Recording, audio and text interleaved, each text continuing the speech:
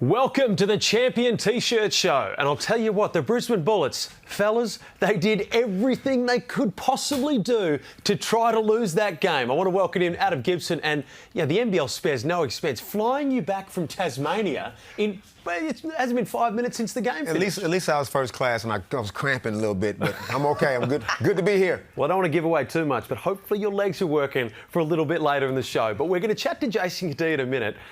Is it just me, or did Brisbane actively try to lose that basketball game and still came out with a 2-point win? Well, they tried everything. The turnovers late by Sobey, obviously some missed free throws, a lot of extra turnovers, but they got the win, so Jason Kadee will be very happy. A lot of guys turning down shots. Terrell Harrison didn't want to shoot a couple inside. Just the wobbly boots was on, and they were tight, cutting off the circulation. Oh, well, I'll tell you what. If you love turnovers and poorly timed shots, we have a gift for you. Let's have a look at the closing stages of this game right now, because right now for me, look, Baines at the line, unlucky.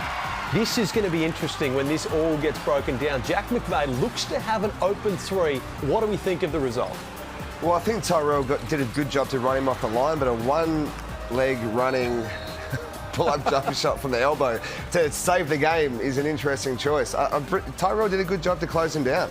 I know some people say when you're at home, you should go for overtime. When you're on the road, you should go for the win. I'm going for the win every time. You take the best available shot, and I thought Jack should have shot that three. So do I. I'm going with the three-point shot. But the one thing I am going to say is credit to Jack McVeigh. Before we jump on him too much, he has started shooting in the NBL one-legged threes. He does practice that shot. So as strange as it looked, but look, that's a fantastic effort from the Jack Jumpers to be able to fight back in the end there. But Brisbane, we were watching it before, and Tyrell Harrison looked like he was just giving up shot after shot under the basket for these unusual extra passes. Well, he had some Ben Simmons moments, definitely for sure, but he hasn't played a lot, so he's probably, and he hasn't been in the game late. We mentioned that as well. He hasn't been in the game late in tight minutes, so he had some shots he should have taken. He should have dunked it twice, so he'll learn from that. But again, lucky for Brisbane to escape with a win.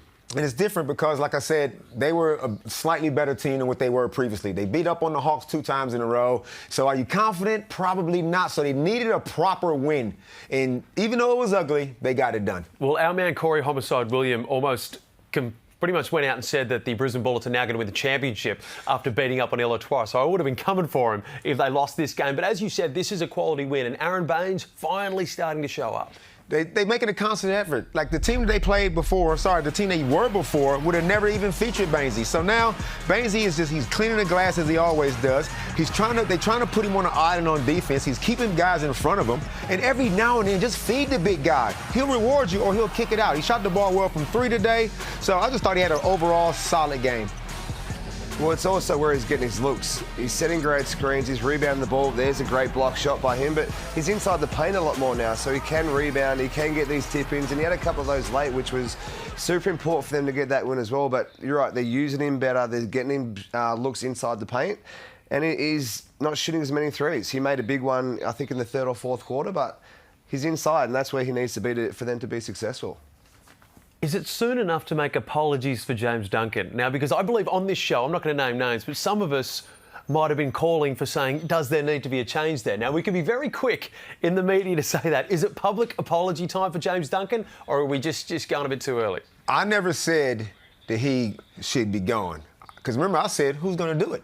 Remember that? There are no plan Bs and Cs. I said they just need to tweak what they're doing, and they have tweaked it. Well done, James. You're mixing up your defenses. You're playing both your bigs, even when teams go small. And, when they shoot and miss, they got offensive rebounds. It looked really good. So step in the right direction for the Bullets. Well, Nathan Sobey, another guy for the Bullets, had started to play some pretty good basketball. Still working with a bit of a minutes restrictions. Your thoughts on him tonight and just so far this season? Well, again, he's getting back to his fitness and the Sobey of old. He made some big plays, 14, 4, and 7 assists is big time for them. They need him to be a playmaker like Kadee is at the point guard position, and he made some big shots late, and the more he plays, the more he gets confident, and the more they gel together as a team, he'll start making plays like this like he has done over the last 3 or 4 years. It's just shot selection. When do you do it? Because we know he can shoot the three. We know he can get to the rack, but it's just sometimes when the ball sticks too long and then you take that shot, then it's a bad shot. But I thought today they did a better job. But when the ball moves, everybody gets a touch, and then it comes back to Sobey, then he gets to be Sobey. Well, that's the thing. I feel like we all jumped on Brisbane, and I include myself heavily in this category because I was calling for heads. I was saying, get rid of him. But it looks like this team just needed a little bit of time to gel together and start to sort of understand their roles. As you said, Bain starting to get the ball in the block. Nathan Sobey taking great shots. Johnson to the bench. Some moves that maybe we didn't expect, but looks like it's all paying off. Well, for me, the biggest move is Kadee to the starting lineup. They've always needed a point guard, and they haven't done that. Sobey's been he's a way better two-man in my eyes. So they put Kadee to the starting lineup, Tyler Johnson to the bench. Now, that was an interesting decision, but it seemed to work, and they're starting. Now, they've only beat Illawarra twice, and obviously this is a big win in Tassie, but the change-up for me has been Kadee, who we'll talk to soon about being that starting point guard. Makes everyone's life so much easier. Brings a whole lot of stability to the floor. At any stage, Tyler Johnson can go one-on-one and create a shot. Same with Sobey. But when it needs to come down and execute, I want the ball in Kadee's hands, so I know guys are going to be where they're supposed to be. Well, as you can imagine, Jason Kadee on his 350th game is a very, very popular man. But one of the guys we just spoke about who's been having a fantastic last couple of games and really starting to find his rhythm, as you said, getting his fitness back, is Nathan Sobey, who we welcome to the crossover right now. Nathan, fantastic win. Yeah, absolutely. It's good to get on the road and come back down here and come away with the win after they've had a good win in Perth. So it's good for the boys' momentum, go into the break and rest the bodies up and go from there. Yep. Feel free to turn around and bop that Jack Jumpers fan on the head with that microphone at any point. They're trying to steal your thunder back there, such as they are in Tasmania. But how's your fitness going at the moment? Obviously, you know, a bit of an injury-ridden off-season. You're starting to get back. You're looking really, really good out there. Yeah, I mean, it's just a game-by-game process. I think I'm slowly getting there. I'm not too far away from fully being there, but these next 2 weeks will be crucial to sort of rest up the body and continue to work on that fitness so we can have a red-hot crack at the second end of the season. So, as you know, Jace loves the limelight, so obviously he's out there talking to all the fans. But tell me what it's like, obviously, having him brought into the starting lineup. Obviously, it helps you a lot, and I know you two play well together, but just having him in the starting lineup to help the balance of your team. Yeah, I mean, absolutely. He's our floor general. He's our captain, leader, both on and off the floor. And what he brings to that starting group is exactly what we needed. And he's really changed the tone for us, getting us all in the right spots. And, yeah, really enjoyable to play with him. Obviously love it. Been with him now for 4 years. So hopefully he can keep it rolling and get to 400 now.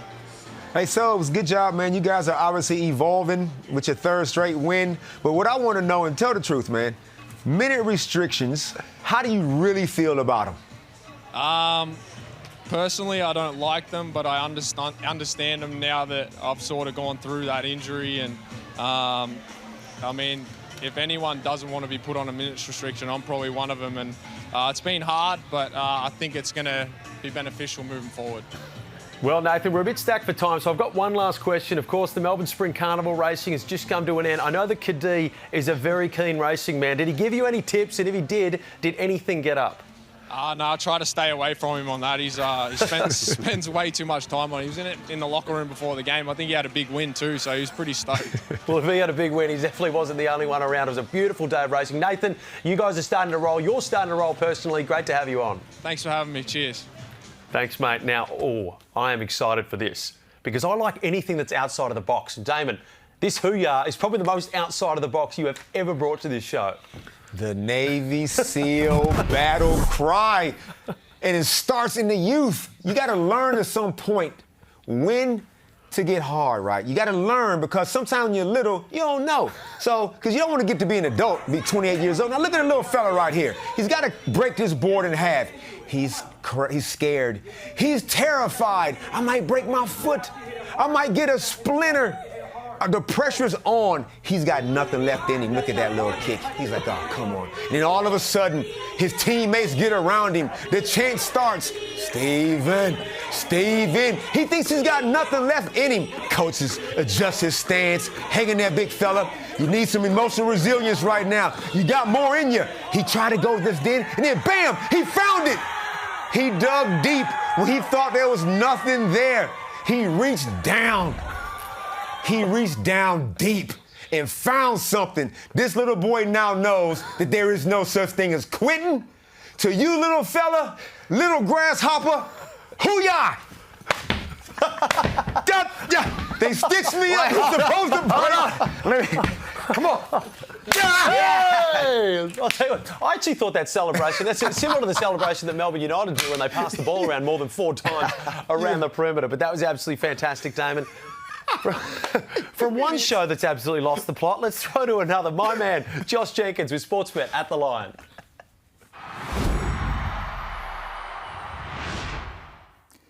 Welcome to At the Line. My name is Simon Legg, and somehow I've managed to make it on this desk for a second week in a row. Thankfully, Felix von Hoff has not, and I'm joined by Josh Jenkins. Josh, how you doing? Oh, what an upgrade. Talk about upgrades. I've been here. I did one with Felix. I mean, seriously, I can't do any more. So big upgrade, and great to have you here. Thanks, Josh. I appreciate that.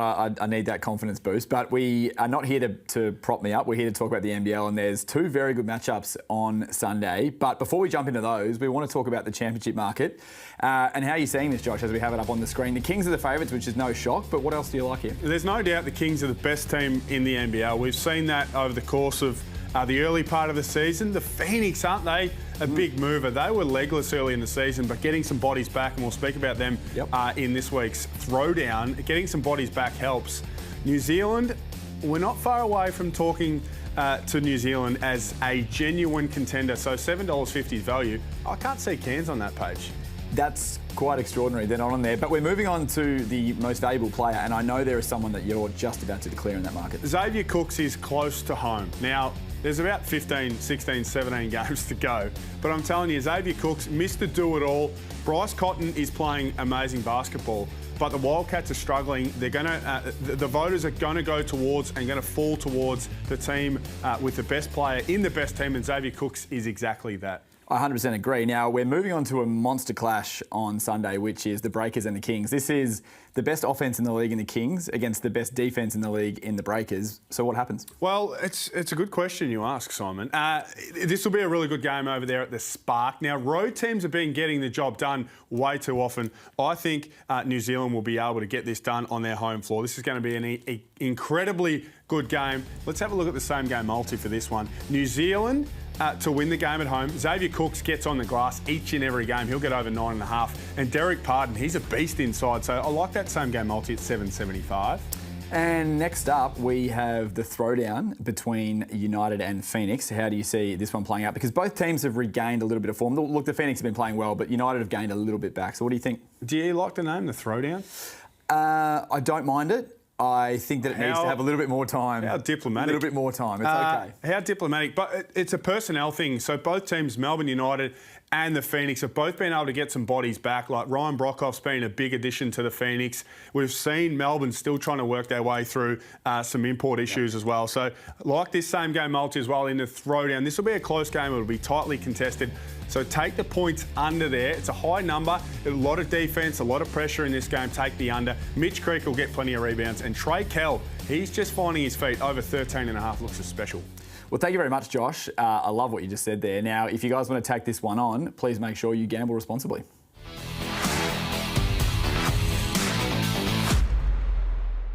You know the score. Stay in control. Gamble responsibly.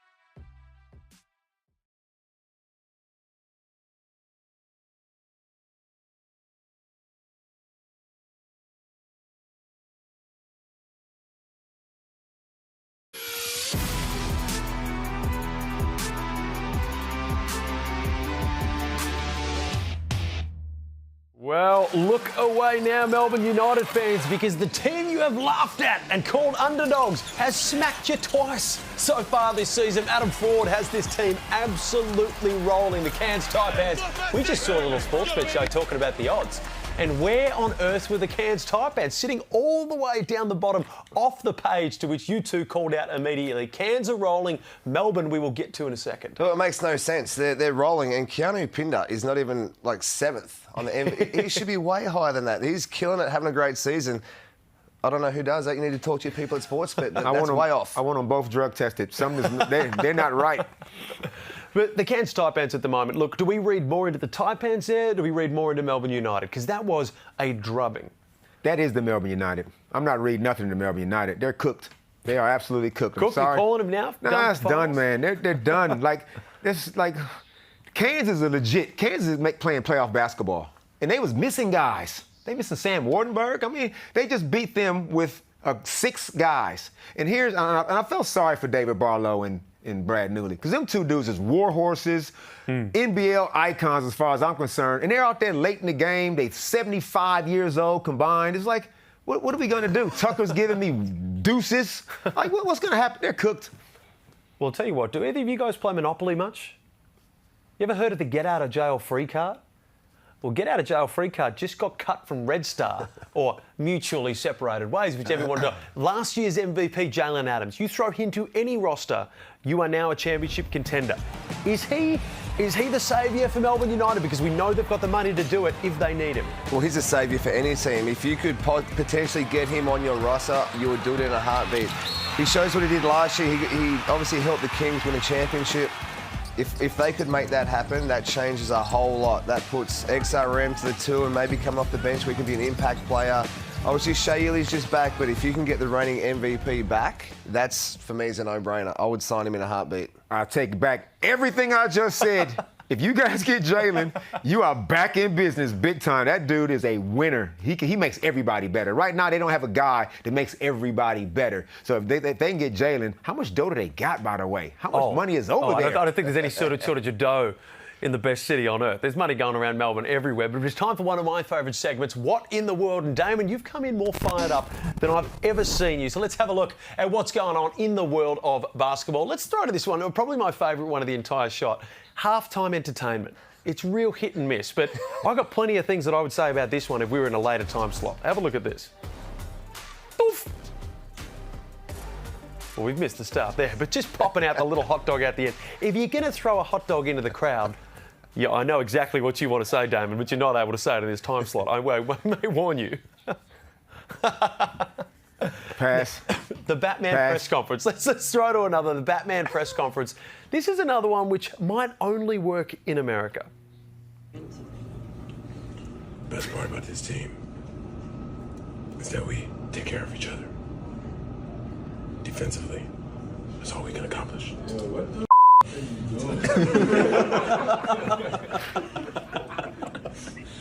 Now, you can get away with that in America. Aussie sports fans would eat you alive. If an AFL player came to the game and acted like this, are they leaving the stadium? Oh, not a chance. You'd get grilled in a heartbeat. One thing I love about America, they celebrate Halloween really well. That was for that, right? They celebrate Halloween. Absolutely. It's fantastic. And the people over here, I tell you, you're a Grinch. If you sit at home going, it's an American holiday, it's this, it's that, we don't want to celebrate it. Take every holiday you can get. Am I right, Mr. Lowry? Absolutely. I feel bad for Gotham City. If that's your Batman, you guys are screwed. The Joker, everybody going to run amok. Well, let's jump into something maybe a little more tantalising, these trick shots, because, Damon, we're going to find something of you in a little bit, but have a look at this one. Now, the one I like here is they actually list the amount of tries that it took. Now, I'm assuming this person is unemployed to be able to have this much time to do it, but nonetheless, they're going to get enough YouTube views to pay the rent for a while. Well, that's exceptional work, Damon. Obviously, I'm sure you'd have a crack at that one day. Maybe we can set you up to have a try at this, but... No way. Give me a baseball bat. Oh, goodness. Off the trampoline and everything. Well, are you judging? She could probably play for Melbourne United. Damon, are you judging trick shots? Well, if I got 34 goes or something, how hard is it? Well, let's just have a look at a couple of goes at the last trick shots you've tried to attempt. What's up? We're going to check this one out first. We're going to get to what I just mentioned. Who's this guy? Believe it or not, that is not Damon Lowry right there. Now, staged or not staged here? I'm calling staged. No, that's just a six-shot three. And somehow he manages to not be hit by traffic. We cut that video off as if he got hit by a car on the way through, but let's just rewind a second. Back to your trick shots. You're going to judge those guys. Let's just have a look at the couple that you've thrown up over the last year or two. Who y'all, big fella? Who y'all, Luke Travis? J for you. Off the glass. Brick. Who y'all, big fella? Bucket. Brick. If anyone needs a harden up, it's going to be you right there. I have a shooter's mentality. Next one's going in. Well, Oh, that's not that would have bad. been sweet. God, that would have been sweet. almost. But while we're on the topic, you are the main character in today's show, Damon, because I just want to have a look at you. Central. I just want to have a look at you in the commentary seat last week. Now, there's many angles that we could look at this. First off, how's the Saturday Night Fever look with the collars jumping out? But did you notice that he might have just gotten a little bit taller throughout the broadcast, Gibbo? I did notice that. Oh, no. You son of a... What? I didn't ask for those books. I didn't ask for those books, people. Oh, they just I was fine. They just happen to be sitting there. Well, I'll tell you what. Nah. Now I can't talk about it either. Our man that we were just talking to, Nathan Sobey, he's never short of a conversation. He managed to keep himself together in the interview that we just had, but he had a little bit of trouble the last press conference he was in. This is I said the F word. You know, you did say the F word, almost. Did you get that? Yeah. Oh, perfect. Beautiful work by the great man there. Potty mouth Sobes. Come on, man. That's a fine. That's a team The fight. mic is always hot. Probably my favourite thing, though, from the entire NBL week was, they recently, there's a leak of salaries and stuff like that. I'm a little worried that the Jack Jumpers might not be paying their players more than $50 a game right now, because let's have a look at what Rashard Kelly had to say.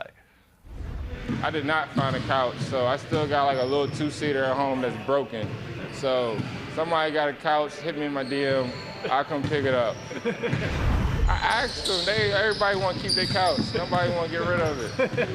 I'll do a bit of digging for you, if I can find You let me know. Yeah. It's a professional league, man. Just when you thought everything was going smooth down there. The league's on the way up, but we just need to get one better reports. Can we get my man a beanbag or something? Oh, well, I'll tell you what, we got Adelaide and Perth coming up next. We're going to preview it, and hopefully all those players have got couches. I don't know. All coming up next.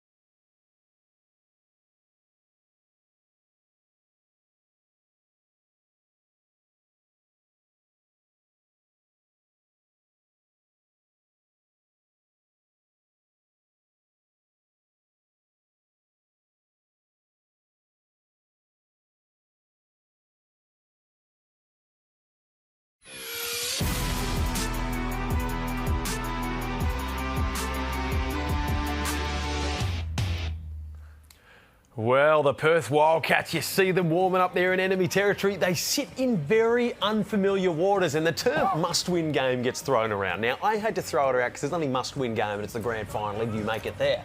But Damon, you're quite happy to throw that tag on this? I'm doing it right now. This is an absolute must-win for the Perth Wildcats. I don't even know if the sun came up in WA today, but these guys need a win so bad for their confidence. Everybody has just been piling on top of them, and rightfully so, because this is not the Perth Wildcats that we know. So this is it right here. I need a dub. Well, it's what you said. It's not the Perth Wildcats we know and what we've come to expect over the last decade. There's no heart and soul of the team. There's no fight. Who are the defenders? Who are the guys getting down and dirty like Damien Martin, Greg Hire, Nick Kay over the years? There's no one doing the dirty work that helps that man right there, Bryce Cotton, shoot 30 points. Well, as you just said, Bryce Cotton, he's going to carry you on the offensive end, but you need to get extra possessions, you need to defend the ball, and the players that seemingly do that for Perth, nowhere to be seen. But you got two imports and Bryce. You got an NBA second-round pick. You got Todd Blanchfield, who I thought could shoot. He can still shoot, but he just didn't want to shoot the other day. I don't know why. You got Corey Webster, who's a prolific scorer. The collection of them together, I just don't know why it's not working. Well, one of the reasons may be because they have 1.5 imports, because I refuse to name Manic as a full import based on the way that he's been playing so far. He's a fantastic player. We saw that at North Carolina. He's very young in his pro career, but unfortunately, I don't think it fits with the Perth Wildcats lineup. No, he doesn't. And all those great players you just named, Manic, Webster, Blanchfield, what do? They score the ball. Who's setting screens? Who's getting offensive rebounds? Who's playing defense? Those guys are not defenders. They are great offensive players, but they're not defenders, and that's why they're not winning games. Well, the big one for this game, and I know this is a contentious discussion because you think, why would you get rid of the best scorer in the league? Yeah, I said get rid of. What are you saying? Randall seemingly doesn't seem to gel with this team. We saw how they played without him. We've all heard the rumours about whether, we've heard toxic for the change room and stuff like that. And I may be speaking out of turn, but it seems to be some issues there. And is that a decision? If they come out and lose tonight, is that something that you need to discuss? All I need to discuss with Craig Randall is pick your spots a hell of a lot better. Keep in mind that you have a professional scorer on your team in DJ, Daniel Johnson. You got another professional scorer, Big Robert Franks. You just got to do a better job of knowing when it's Craig Randall time and it's team time. That's the only discussion I'm having. I'm not getting rid of this guy. He's too good of a scorer. They need him to win it all. Well, hopefully him sitting out that last game they just won in Illawarra lets him see that the rest of his teammates, they're hoopers, they can play, they need the ball. They're really good when the ball moves around, they share the ball, everyone can make buckets. So if he can see that and produce a little bit of that unselfish play, he'll be good. Hopefully they shoot better than Damon on the mini hoop. Enjoy the game. Adelaide and Perth coming right up.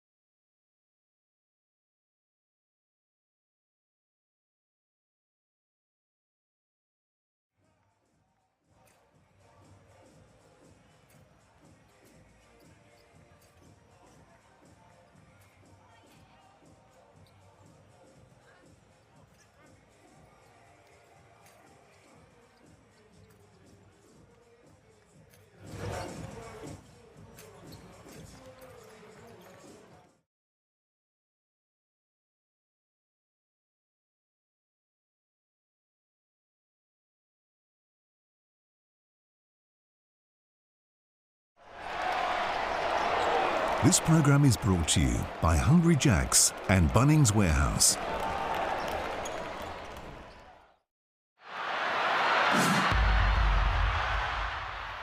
The Sixers host the Wildcats in what should and could be the game of the round for the NBL this weekend. Now, Perth, they are hot under the collar. They're coming off a home loss on Thursday night to Tasmania and Adelaide. We know the talent. We see the talent. It doesn't always translate. I think it will in this game. 174, you can see the total points. This will be an entertaining game of basketball. Let's have a look at a same game multi. And Adelaide to win at home. Antonius Cleveland, come on, man, get on the glass for us. And Bryce Cotton, he's carrying this team. He'll go north of 23.5. Enjoy the game and gamble responsibly.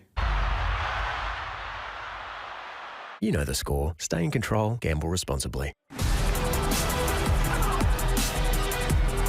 Wildcats are on a 5-game losing streak, a slide they haven't suffered for 17 years. And can it stop tonight against an Adelaide 36ers team that after 4 seasons out of the finals have high hopes that they are again a championship contender.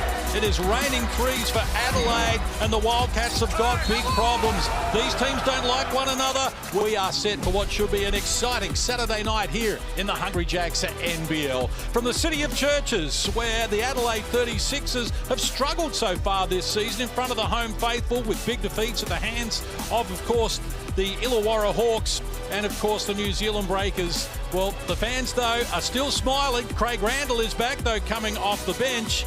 And the 36ers are looking to heap more pain on Jesse Wagstaff and the Perth Wildcats. Looking forward to this one. 2 highest scorers in the competition. And I'm alongside 2010 NBL MVP Corey Williams and championship winner Pete Hooley for this contest. And Corey, I know you're hyped because you think we've got the best player in the competition's history up against the man who's about to chase down his throne. Yes, I am. I'm excited, and he's coming off the bench. Doesn't matter. He'll get his minutes. It's going to be a great game. Bryce Cotton's going to show up, as he always does. The question is, will the rest of his team? Looking forward to this one, Case, because as you mentioned, Adelaide, well, they want to put on a show for these fans. These fans are loud. They love the Adelaide 36ers, but they've been poor in front of them.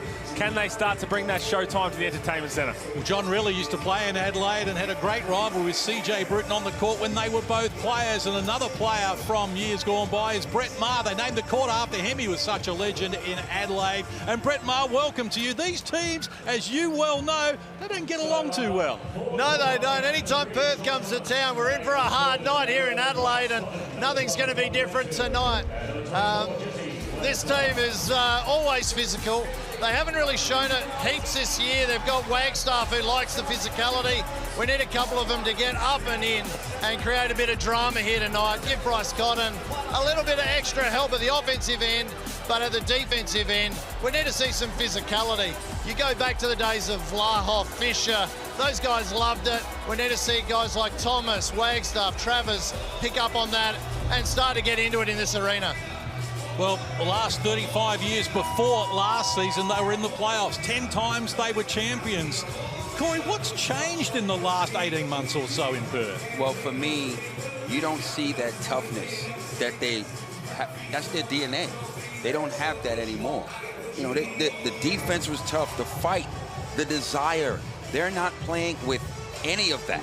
What about the owner? He's copping the flack. I mean, to be honest with you, like, he ain't on the court.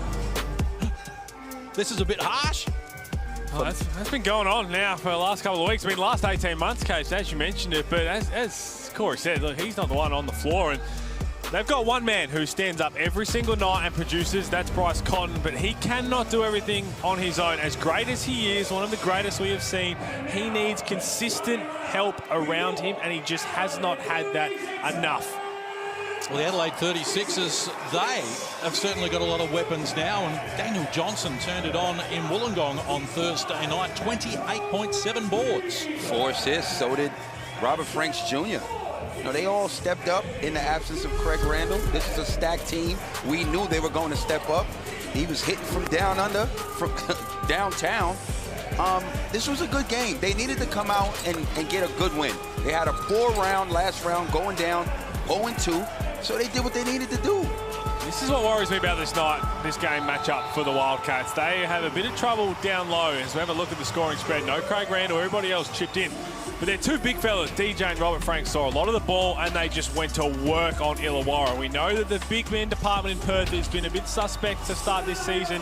Do they continue to feast? Well, starting 5 for the Adelaide 36ers, thanks to champion, no Craig Randall. I don't think that's really a big deal. I'm sure when he comes in, he's still going to get his minutes. So if Adelaide is smart, they should continue giving the ball to their big men, because the bigs on the other opposition, they can't guard those two. Here's that champion starting 5 for the Wildcats. They're rolling out the same crew, and look, Jesse Wagstaff looks like their second leading offensive weapon the other night. As great as Jesse Wagstaff has been, that can't happen. Todd Blanchfield has to stand up. Corey Webster, when he checks into the game, just has to stand up. And we'll see what happens. And I also don't mind the look of potentially Craig Randall coming off the bench for a bit longer. Just come in, all green light, still play starters minutes. Could be good for him.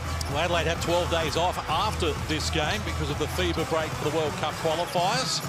Randall may not have played at all, but he's out there, and Wagstaff doing a good job there, just preventing Robert Franks from getting in close. I don't know this off the bench nonsense you talking. That's the second leading scorer in this league.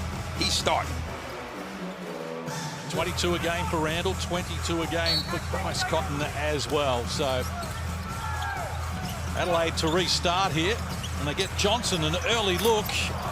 Couldn't get it to go. Drimmick, the offensive rebound, but he pushed off Cotton, has been called for the offensive foul. Well, he got his position right. Had Bryce Cotton underneath the hoop. Didn't have to do it. Have another look here. He has the height mismatch there, and he had it in, probably a bit unlucky in the end. Drimmick in that angle looked from where Vaughn Mayberry was standing, it looked like it was a foul, but at baseline, that looked like it was pretty unlucky for Drimmick. Here's Blanchfield guarded by Drimmick. Now Mitch Norton, top of the key. Shot clock to single digits. Finds Wagstaff rolling to the hoop, but nothing on offer. So back out to Blanchfield. Tough shot from the foul line, but he gets it done. He loves playing in Adelaide. Had 17 first quarter points last time he played on this floor. So maybe that can be something that really kickstart him. Played 21 minutes the other night, scored just 3 points. That can't happen for a man who's probably has to be their second leading guy without the other imports firing. Poor pass inside there from Daniel Johnson, picked off, and get it now to Thomas, who kicks outside. Blanchfield gets Wagstaff a good look, and he drops 3. It's great ball movement. Ball finds the open man, and he knocks it down. So again, the fans awfully quiet here, early stages in Adelaide. With the road team getting a great start. Road teams have won 21 of the last 30 games in the NBL, and Adelaide now none of 3 from the field. Well, you're going crazy, Corey, because they had the mismatch. They missed Robert Franks against Todd Blanchfield, and Blanchfield is starting hot. This is a really good start from the Wildcats, but Adelaide one of the worst defensive teams in the competition. They can score basically as well as anybody, if not the best, but they've got to play some D. And speaking of defense, that is non-existent right there. Took almost 2 minutes, but Adelaide finally opened their account through Antonius Cleveland. It's a good attack from him. He didn't have a really good game last game. For me, he's a great defender. Obviously, defensive player of the year, but he's relying too much on shooting that 3. I think it is definitely something. That's not his game. You're spot on, and it's something that he had to work at with Illawarra last season, but he started to realise he can cut, he can slash, he can get other ways to score the ball. And he's just fallen in love with that 3 ball because of the outfit they have on this roster, where he's going to get open looks because everybody's worried about the scoring power around him. I think he can still find other ways to shoot the ball. Just 3 points the other night when everybody seemed to feast except for Antonius Cleveland. That's never a nice feeling. Cleveland picks up the dribble, wanted the ball down low to Franks. It was never on offer, so turnover number 2 for Adelaide. Thomas for Norton. Patient at the offensive end. Shot clock rolls to single digits here for the Wildcats, who lead by 5. Wagstaff ready to go once more. Knocks down another 3. He's come out focused and on fire. This is the type of start the Wildcats need to have. Wagstaff might play for another 4 years, the way he's playing. Great job, isn't he? 2 or 3 from long range. 8-point lead here for Perth. Franks into the paint. Short-armed it. Adelaide yet to grab a rebound in the game. Here's Cotton behind the back. Shows them some tricks. His 3 off the mark. Loose ball. Franks did a good job. Reels it in, and now McCarron. Went back to Drimmick. It wasn't expecting it. Ugly play. They've coughed it up again. 3 turnovers and 1 field goal for Adelaide in the first 3.5 minutes. Substitution, coach. Here's Cotton exploring. Couldn't get it over the front of the rim. Daniel Johnson beats McCarron. Bounces off Norton, goes back to work. Tough shot, couldn't convert. Here's Cleveland with the offensive rebound and the putback chance at a three-point play. And that's when he's at his best, doing things like that. Good job by Cleveland. Wagstaff going to work as we see on the Amy replay. Late closeout. That is a bucket. Coming out playing desperate. And it comes from the man that has the most championships on the court with six, right? Oh, yeah, absolutely. And I don't think he thought going into the season that he would be their second offensive threat. I mean, somebody got to do it, and that's why you got to rely on those trusty, championship experienced veterans. Brady Manning checking into the game. Let's see if he can find his stroke. I also think he's been unfairly scapegoated as well. I know you're an import, but he's straight out of college. He is young, and he's not the only one underperforming. The magnifying glass is always going to be harder on him as an import. Blanchfield back to Manick. He got a good look, and he drops a triple as well. The Wildcats, 3 of 5 from deep, have a 9-point lead. It's a great start for him because he needs it. Adelaide sluggish out of the blocks again. And defensive pressure was good there from the Wildcats.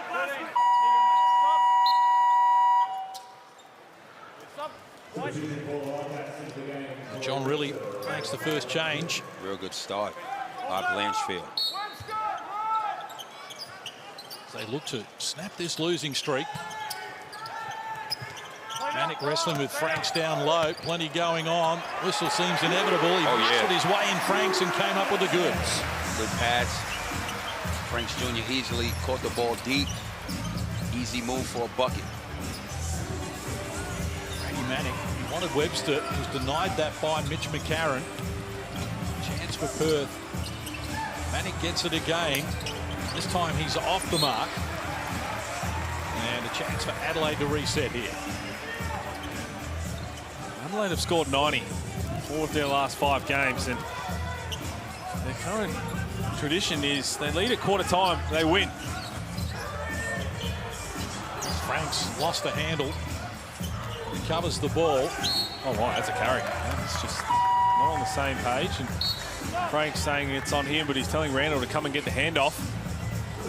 Turnover number 4 for Adelaide. Wildcats yet to commit in that category. You know one thing, at some point in this game, we're going to see this matchup, fella. Craig Randall is second and Bryce Cotton. 2 prolific scorers. I can't wait to see them heat up. It's happening. The outside shot comes there from Zunic. It's off the mark. So Wildcats 3 of 7 from deep. 7 of their 10 field goals attempt from long range. Adelaide just 1 of their 7 from deep. As Randall checks in and Cotton checks out. Mitch McCarron muscles his way over the halfway line there against Kyle Zunic. Detch. Now Randall. Johnson gets involved as well. Shot clock rolls to 7. Sunday Detch guarded by Webster. Johnson, McCarron, baseline. Forced into a tough shot. Clean up too from Robert Franks was great. I think that was a pass. He's not going to get the assist for it, but also, look, they probably got lucky there because that entire offense, yes, there was ball movement, play movement, but it was all around the three-point line. No one until Mitch McCarron late is Brady Manick. Oh, caught me off guard. Like that from Manick as we go courtside to Brett Maher. Yeah, I'm really liking what I'm seeing here from Perth. They're up the court playing really good full court defensive pressure. At the offensive end, they're really moving the ball, and hence with that, John Riley's making a lot of subs. He's got no starters on the floor at the moment. His whole bench is on. 5 turnovers for Adelaide here. More turnovers than field goals still for the 36ers as Manick works inside Johnson, confronted by Sunday Ditch. Goes to work now. Webster joining in as well. Well, there you go. You want to find a way to get other players to step up and contribute. Put the whole bench unit on there. Give them no choice. Double-figure lead here for the Wildcats. Inside 6.5 minutes. Zunic feeds Travers, touch pass, Manick fires, and he buries another one. They've hit 5 of 9 threes. They lead by 13 points, and Adelaide need timeout. How good would this feel for Brady Manick? He's had his struggles. He notoriously can shoot the rock. We've seen it in glimpses. Had a dunk, a couple threes.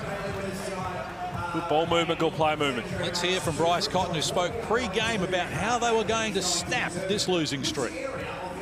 I mean, yeah, obviously anytime you go in a losing slump, there's going to be a lot of different group and team discussions, but we just got to take it one game at a time. We can't do anything about the previous ones we've lost. All we got is tonight, so we got to do our best to handle business. At the defensive end, the first couple of weeks when you're winning, you're one of the best defensive teams in the league. That seems to have dropped a little bit. Is that something that's being addressed?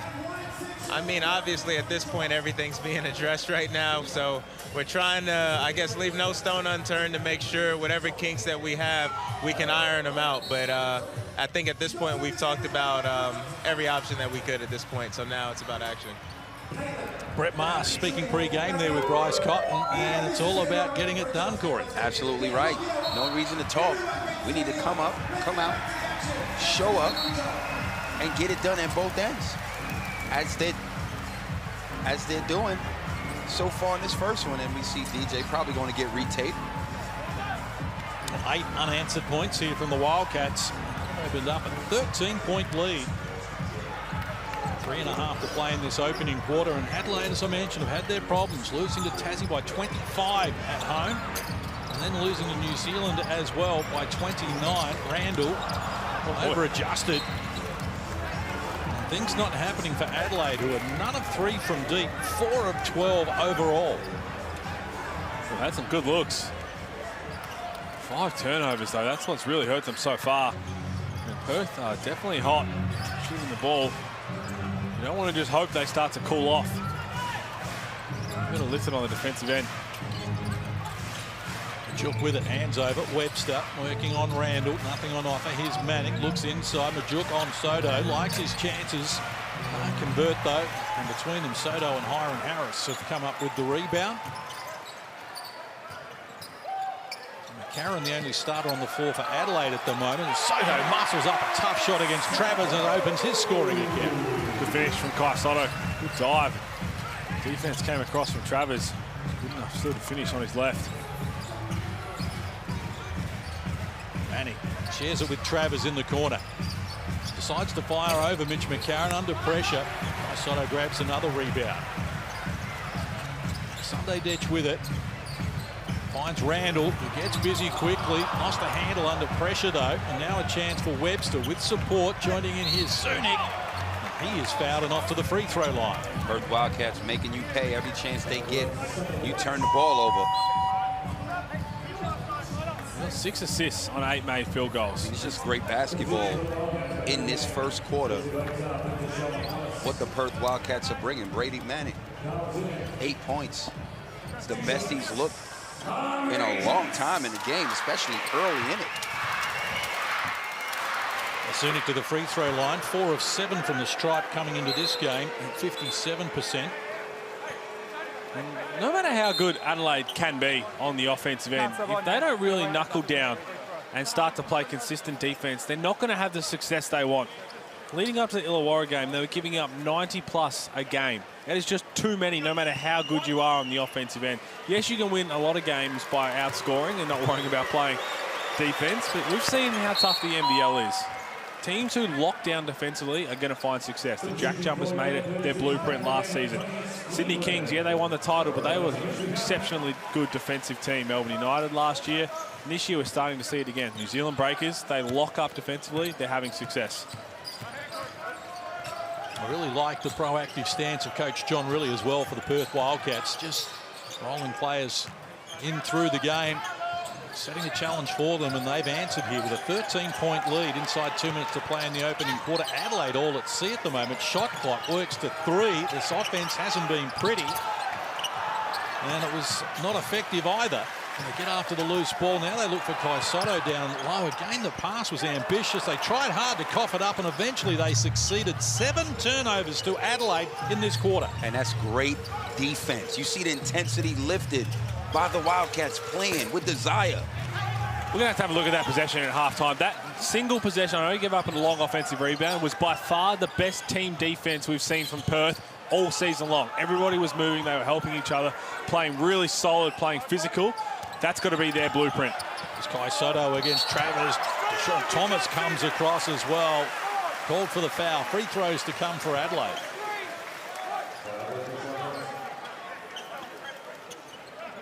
Third team foul on Perth in this quarter. First on Thomas. After Travers had done a good job, Thomas came over with the help. Kai Sotto to the free throw line. 62% on the season, 8 of 13 coming into this game, averaging 10 minutes a game, Kai Sotto.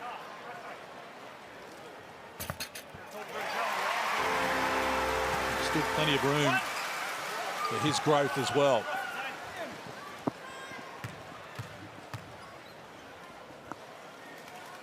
Fans a little stunned in Adelaide though.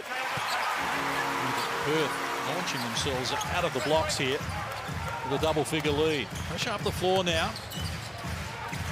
Blanchfield uses Thomas, and now they get it back to Cotton. Guarded by Cleveland. Open man is Blanchfield. Can't convert. Well done Harris over the back there of Wagstaff to work it to the advantage of a teammate, and now Craig Randall. Missed his first 2 shots in the game, coming back from that sternum injury. And this time he's on the money. Doesn't take long. First one was way off, but he's going to find his stroke eventually. If you're guarding him, you can't let him get comfortable. He's going to play with the ball. He likes to have that little rock and step up into a 3-ball. You've got to close the gap. Blanchfield once more. Takes on multiple defenders, needs help. Sean Thomas works inside. Wouldn't work for him though. Sotto lost it under pressure. Taken off him by Blanchfield. Another chance here for Perth. Shot clock is going to be 7 seconds inside the game clock. Maybe just a little less than that. Oh, what a pass. Webster for Wagstaff. That's the trusty veteran move. Well, I think it was called before that. It was still going to get called. Oh, my. He's asking what's going on. Kai Sotto was sitting in the 3rd row and Wagstaff ran into him. So the foul was there. Trying to get into his shooting motion.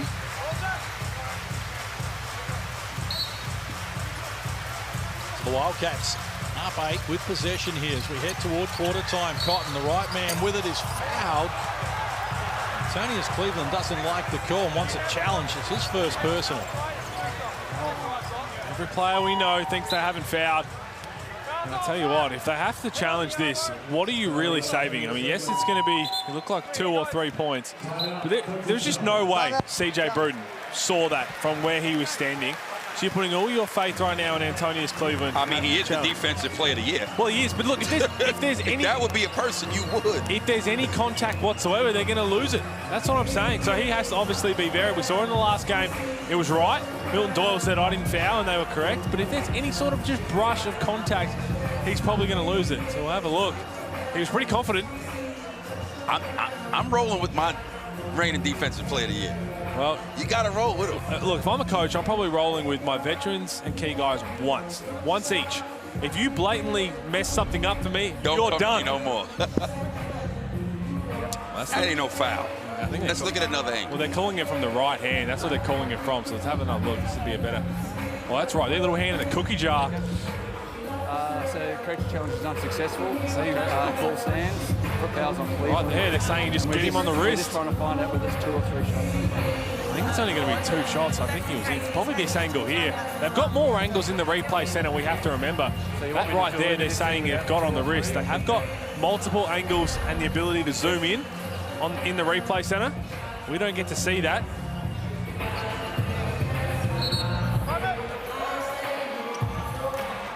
Coach's challenge is unsuccessful. The call on the floor. And it was very little, but that's the whole point of a coach's challenge. And it can be, if that was a normal play and you don't get to break it down and zoom in, you're probably thinking there's not a foul there. But when you challenge it, you're looking to see if there's any contact whatsoever. Yeah. So it was a 2-point attempt, so free throws to come here for Bryce Cotton, who's 44 of 45 from the free throw line this season. Best in the business at 98%, including 10 of 10 on Thursday night against the Jack Jumpers. Automatic.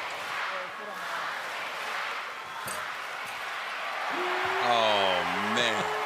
Commentators curse. There's no way this man can give away burgers, although Adelaide fans love burgers more than anyone. Never going to happen. Makes the adjustment, adds the extra. Wildcats by 9. Adelaide looking for the last shot of the first quarter. The offense has been ugly right from the get-go, and it finishes that way at quarter time as well. And the Perth Wildcats have jumped out of the blocks here, looking to snap a 5-game losing streak. They have a 9-point lead. It's 24-15. Stay with us here on the Hungry Jacks NBL.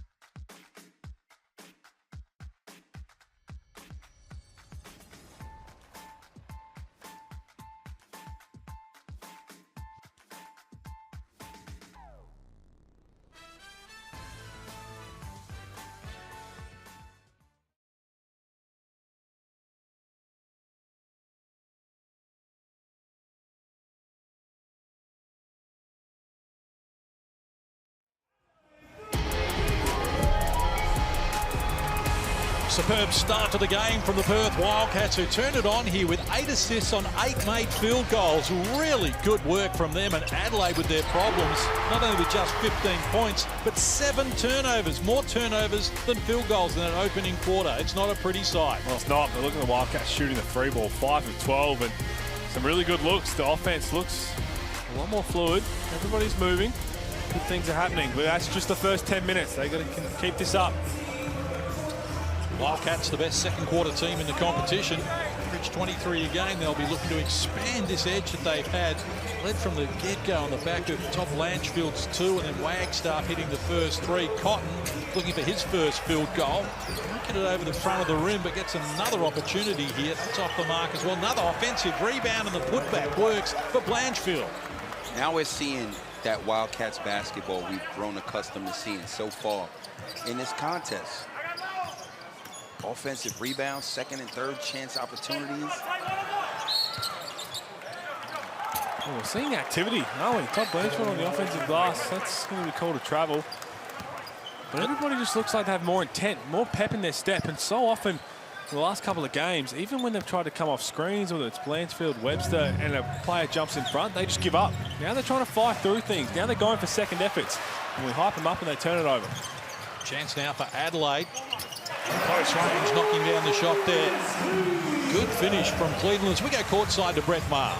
Yeah, guys, I was in CJ's huddle at quarter time. Big focus was just look after the basketball, make the easy passes, get it through hands on offense, and take the open shots. So that's what they're trying to concentrate coming out of this quarter. And who would have thought Perth would be up by 9 with Cotton only with 1 point?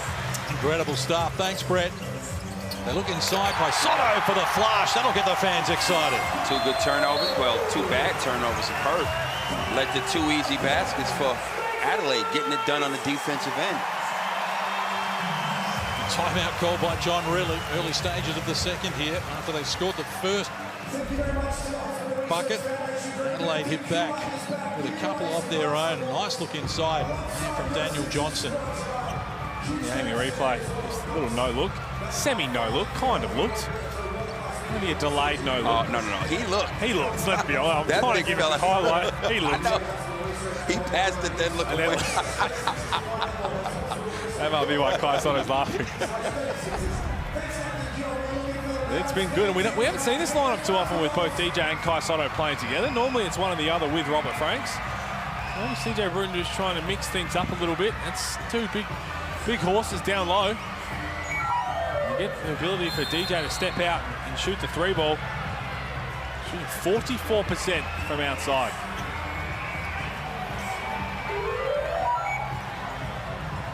They come back and win this game. It's going to be the first time they can do that this season after trailing at quarter time. What about three-point shooting for this man, CJ Bruton? Could he get it done? Likewise, John Rillie, the most three-point makes in NBL history. As you can see, the great one at the top at 18.26 for Andrew Gaze. But John Rillie and CJ Bruton, they're right in the mix there as well. Boy, could they turn it on, and quickly. Now doing an excellent job as well as the coaching careers just at the start after long and successful playing days as well. Of course, John Rillie winning a title with Adelaide back in the day. So Adelaide get another stop here. The wheels have just come off the offense for the Wildcats just a tad here. But Adelaide's shooting woes continue. Just 1 of 5 from long range. Perth knocking down 5 triples in that opening quarter. Perth need to be careful. That's 3 consecutive turnovers. Adelaide up just 1 of 5 from 3. Thursday night against Tasmania when they lost by 8. Perth only hit 8 threes for the entire game. And 5 here at quarter time. So almost 2 minutes played in the second. Perth by 7. Cotton harassed there. Randall takes over. Game is short on the rim there, Bryce Cotton. Now none of 5 from the field. Every shot is hit the front of the rim. And Cleveland makes on Norton, who's called for the foul. That's when Cleveland is at his best. Penetrate, get into the basket. Second personal for Mitch Norton. Now when he gets out on the break, which we saw before, he finished through contact. He's got 6 points already, doubling his effort from the other night. But besides slashing, he's not really a half-court scorer. McCarron had to score in the game. Johnson, Drimmick puts it on the deck around Wagstaff. Tough shot, but Drimmick opens his scoring account. That's 16 points in 31 minutes. Another night for a man who's playing less than 20 minutes a game. Now he's coming back for some injury, but back door. Webster adds to his talent. I think he's the man that really needs to step up here. Averaging 8 points a game, Corey Webster. Much better than that. Has 5 in this game so far. And an offensive foul is called on Robert Franks as he bowls over Mitch Norton. Easy call. Mitch Norton had position. Robert Franks didn't even see him there. By the time he saw him, it was too late. Hold on, that was an easy call. Good weak side defense for Mitch Norton. That's what he does well, we know. He can be a pest on-ball defender, fights through screens hard, can be denial, not let a player get it. He also comes across and puts his body on the line. Cotton uses Webster. Back to the double team with Wagstaff open. And his three ball is off the mark. Been good this year though, Jesse Wagstaff. 13 threes at 50% coming into this game. He's a little concerned just for the Adelaide 36ers. Daniel Johnson, he was on fire, 28 points, 11 of 14 from the field. He's played 8 minutes, nearly 9 minutes. He's had 1 field goal attempt. Johnson. Down low, off glass. Johnson opens his scoring account on cue. Well, there you go, Pete Hooley. And we all know that he loves playing against Perth Wildcats. Hands for Antonius Cleveland. Karen is back to Cleveland. Hustles up, adds another 2 to his tally. 8 in the game now for Antonius Cleveland. No one has more. Everything the Wildcats have done in the first quarter, they're undoing right now in the second. Probably about their 4th or 5th turnover in this quarter. Norton inside Manick, who was good in the opening quarter, continues to be good here in this second quarter. He's 3 of 4 from deep, game high 11 points. That's what he can do. That's going to be a backcourt violation. Brady Manick has come to play. 4 or 5. How good would it feel 3 threes. This is heavily contested. Man. Not heavily. It's contested. Contested enough. It's got a quick release. 10 threes at 27% coming into this game for Brady Manning. Now 3 of 4. Having a good night so far. Middle stages of this second quarter. Scored the first 7 points of the game, the Perth Wildcats. And have not been headed. Webster against McCarron. Needs to get it off. Shot clock going off in the background. Can't convert. Good wrestle there. Well done, Majuk working against Robert Franks. And now ball trickles out of court. Wildcats will get it back. Had a couple of those. Just desire. Exactly Wildcats right. Wanted it more. Every time on those old boys. That's what it comes down to. How bad do you want it? Blanchfield had one. Majuk just had one there. And rebounding in general, as Bryce Cotton gets his scoring underway. They've lost every rebounding count this season, the Perth Wildcats. The only team in the NBL not to win one. They were leading the Tasmanian Jack Jumpers the other night at halftime by 2 on the boards, and then got out-rebounded 27-11 in the final 20 minutes.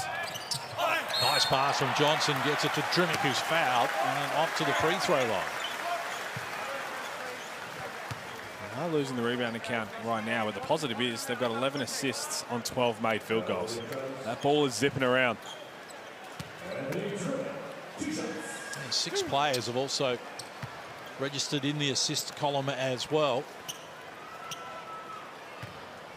Adelaide up to 10 turnovers. They've got 7 players who've contributed in that tally. As Drimmick comes up short of the first free throw. 6 of 9 on the season at 67% coming into this game, Anthony Drimmick.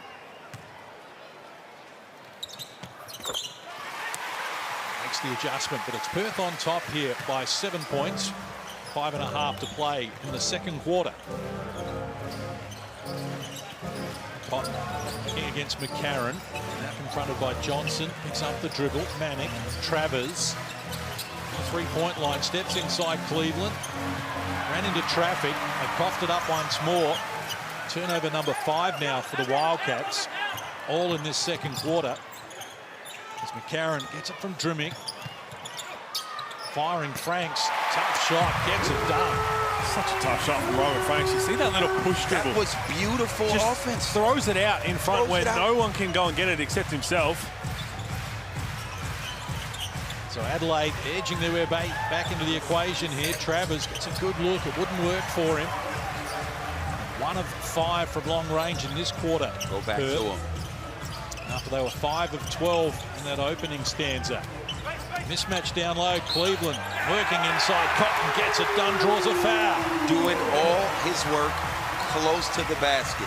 High percentage plays. And he's converting. That's what we spoke about. There's no need for him to camp on the three-point line if he feels he's got a mismatch. Whether it's just a backdoor behind the defense or if you've got a smaller guy on you, park yourself on the block, team feed him the rock. And you can't go and double it early because you've got Daniel Johnson ready to shoot. You've got Robert Franks ready to shoot. You've got Anthony Drimmick ready to tee off. Shooters on deck. Timeout called. Let's get some reaction here pre-game from Robert Franks talking to Brett Maher about the challenge of taking on the Wildcats. You know, execute the game plan. We gotta get better at just rebounding, especially on the defensive end, to start our transition and just keep moving the ball. When Perth come to town, Bryce Cotton's always a big focus. Who's going to get that job tonight? I think AC's going to get the first crack at him. I think everybody's just going to, you know, be on him, trying to wear him down. But, you know, AC's our guy. AC our defender, so he'll start on him. I always love the answer to the question, who's going to guard Bryce Cotton? And there's always someone's going to get the first crack because it's probably going to need more than one. You better believe that.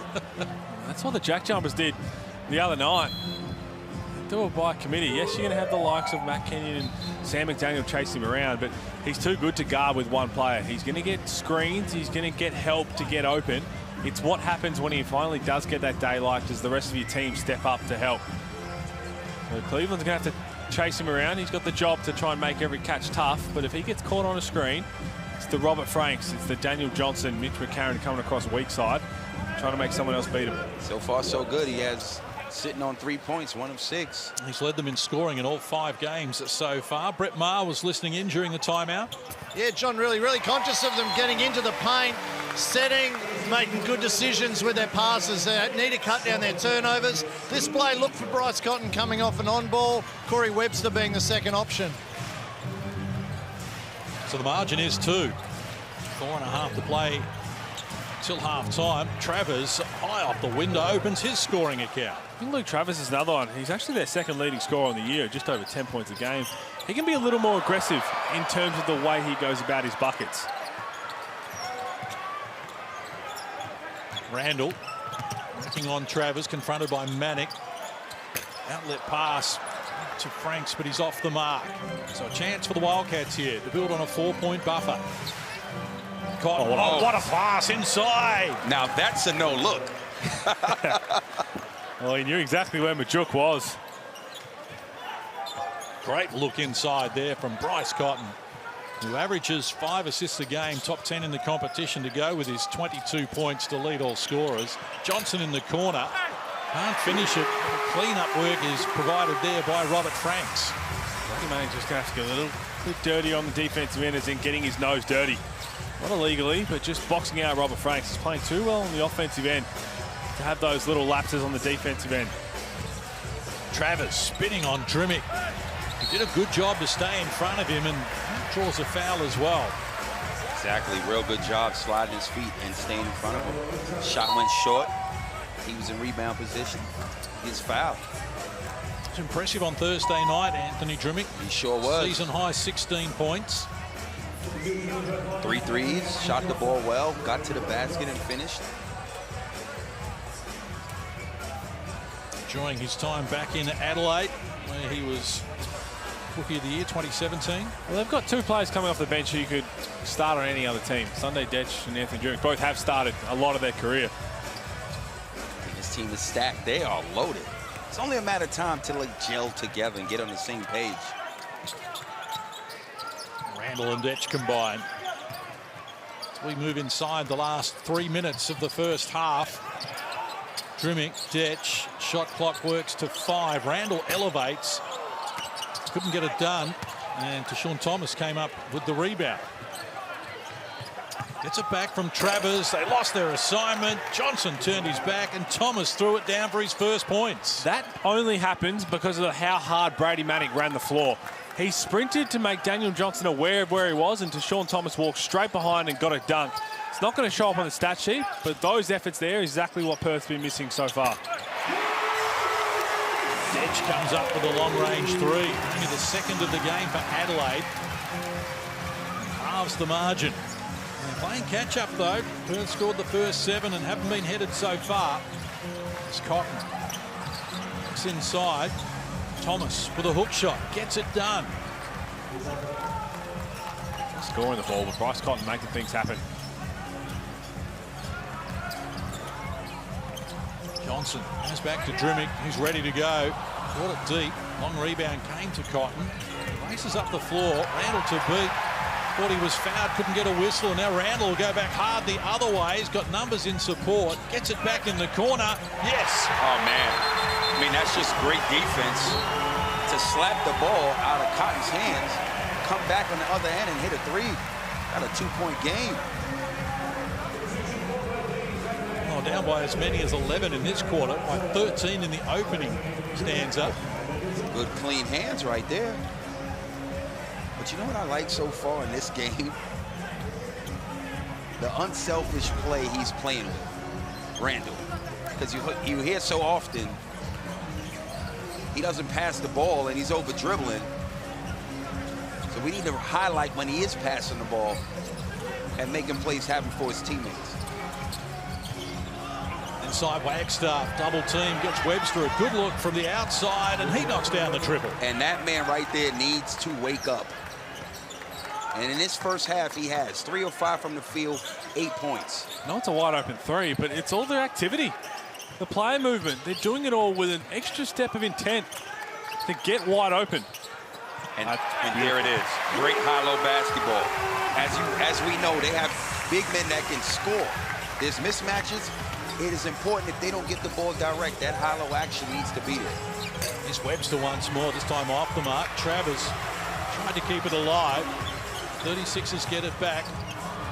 Karen's pass knocked down, kept alive. Randall thought about pulling the trigger. Not yet. Now works inside. Travers needs help. Here's Soto swinging off the rim. You're right, Corey. The ball movement, extra pass. I thought he was going to pull it from the tennis warehouse. I'm glad he didn't. He ain't hit enough threes yet in this half to do that one. Margin cut to 1. Cotton will slow it down. Shot clock is 10 seconds inside the game clock. Webster. Penetration. Good touch with the finish as well for Corey Webster, who's into double figures. Only Manic with 11 has more for Perth. And now Adelaide with the last save. Randall, can he tie it away with a long 3? Oh, yes! Exclamation point on the halftime buzzer from Craig Randall, who says to the fans, I'm back, baby. You gotta love it, Hooley. He didn't pull the last one.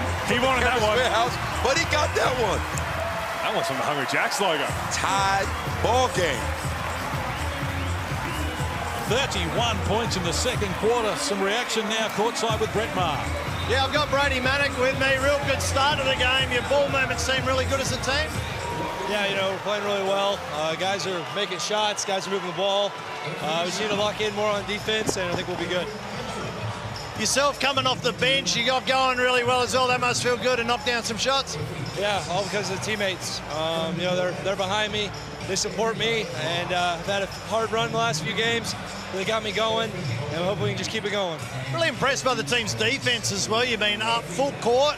Has that been a big focus for you guys to lift the defensive effort? Yeah, well, I don't know anybody that likes being pressured. So for us, we just want to, you know, pressure, be noticed, and you know, slow them down. Adelaide made a bit of a run here, probably off the back of some turnovers there. What do you think are going to be some of the points that John Riley will address at halftime? Just be physical, try not to have defensive breakdowns, and just keep playing hard. Excellent. Good first half. We'll see you in the second. Brady Manick, he has 11 points at halftime. Craig Randall has 9, including this on the halftime buzzer to get Adelaide back on level terms after they trailed by as many as 13. More after this.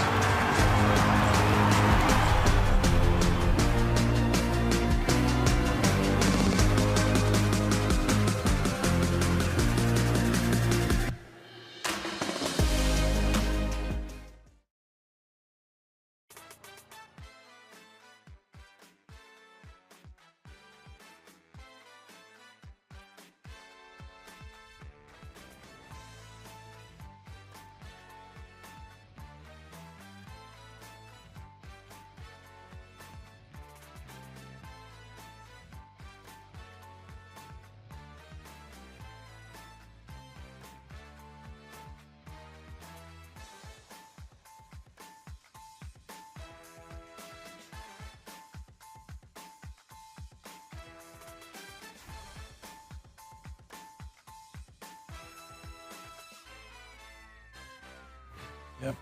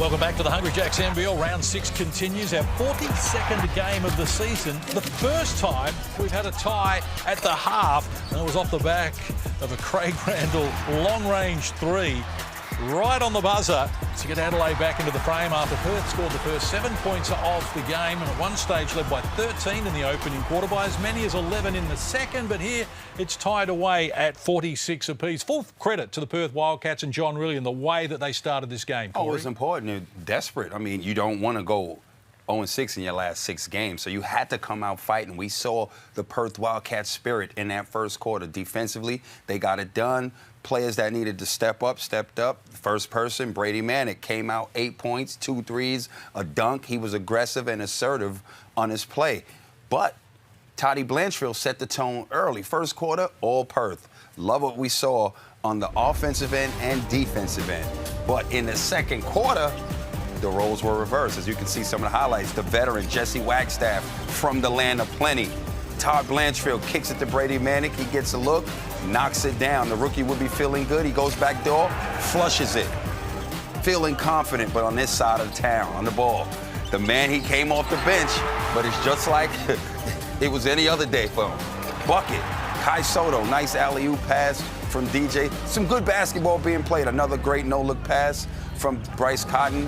Deshaun Thomas, a nice dunk from Luke Travis. Look, they're going back and forth, and that is how Craig Randall II closed that first half. As you can see, the emotion hyping up the crowd. And we see the match stats right there. Both teams shooting the ball okay. I mean, it's pretty much even when you really look at it, except for the assists. But for me, what I saw in that first half, Perth Wildcats came out, threw the first punch. And the second quarter, Adelaide recovered. Adelaide was sloppy early in the first quarter. And in the second quarter, Perth was sloppy with the ball. Hence a tied ball game. 13 of 18 from the field in the second quarter. Adelaide, they really turned it on. To dig a little deeper, let's send it over now to Pete Hawley in the Analysis Centre. Well, we talked about Perth's first quarter. The 2 words that stand out, activity and intent. Let's have a look at the first play when Brady Manick checked into the game. He's going to set this down pick for Todd Blanchfield. We've seen in the last couple of weeks, Blanchfield might just come out here. If he's not open for 3, he'll kick it on. Let's see what happens when he decides to get the screen and turn the corner, put heat on it. That leaves Brady Manick wide open. That's a long closeout for Robert Franks, all because Todd Blanchfield turned the corner and tried to make something happen with his activity. That's their offensive activity and intent. This here was the defensive possession we're talking about. By far the best defensive possession all season long. Watch Wagstaff, but in particular watch all the players, their movement. So they're going to come across here. Wagstaff's going to show on a screen. They're going to get it across to Craig Randall. Wagstaff is going to end up having this little trap here. They cause the ball to get thrown out just when you think, okay, the play's going to be done. This is Corey Webster here guarding Cleveland. Watch him slide his feet to take this play away. Cleveland comes across. Corey Webster's going to slide his feet. It's not finished. Wagstaff takes a charge. Not called. They stick with the play. Yes, it's a long rebound. They've got nothing here. They're staying with it. The activity, just when it's finished, Thomas gets a steal. That right there should be the blueprint that the Wildcats use going forward. Well, it's been entertaining so far. The 46 apiece. The Wildcats looking to snap a 5-game losing streak. Stay with us. We've got more Hungry Jacks NBL here on your Saturday night right after this.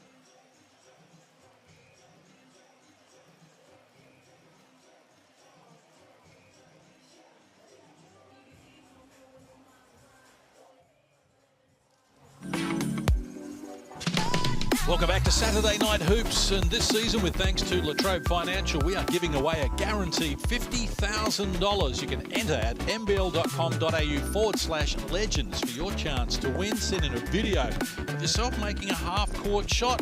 Not that difficult.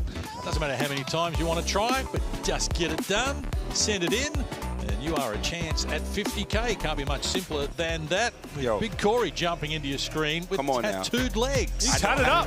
You tatted up, bro. When did I get the...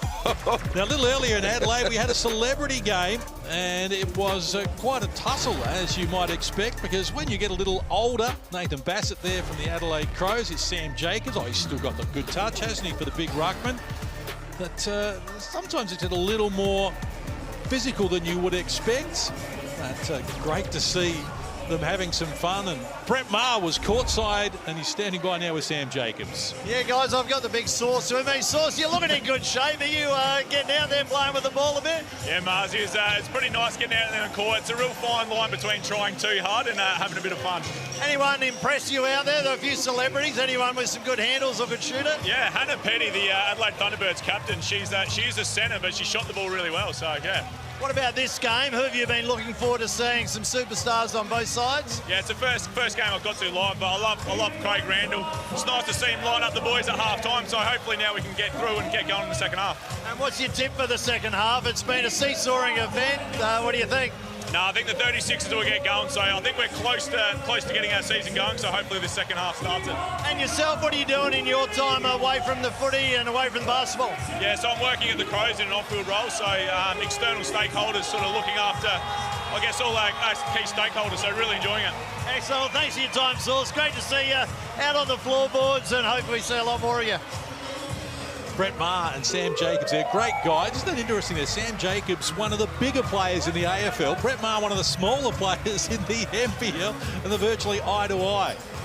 It's Adelaide with the possession arrow as we get underway here in the second half. Perth scored the first 7 points of the game and have not been headed, but Adelaide with a chance here to take the lead for the first time. Karen and Daniel Johnson, just 2 points combined. And they do that through Robert Franks, who's now got an even dozen to lead all scorers. Adelaide lead for the first time in the game. Anthony Drimmick doing a really good job of turning the corner in this game, making plays happen.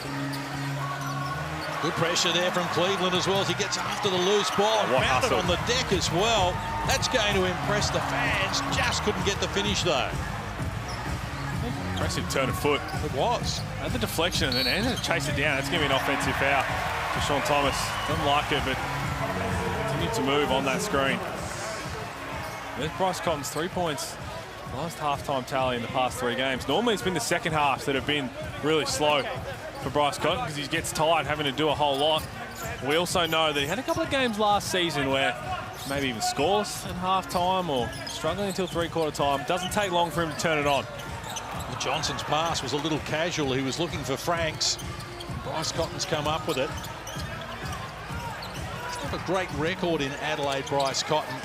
And I wouldn't write him off just yet. Here's Thomas looking to make amends from close range. Really should have done better. 4 points, 4 boards for Thomas. As Cleveland takes on Mitch Norton. A little out of control. Couldn't convert. Wagstaff the rebound.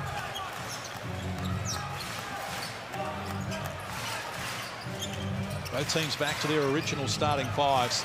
Get us underway here, term number 3. Wagstaff and Blanchfield exchange passes. Blanchfield couldn't finish it. On rebound comes to Franks.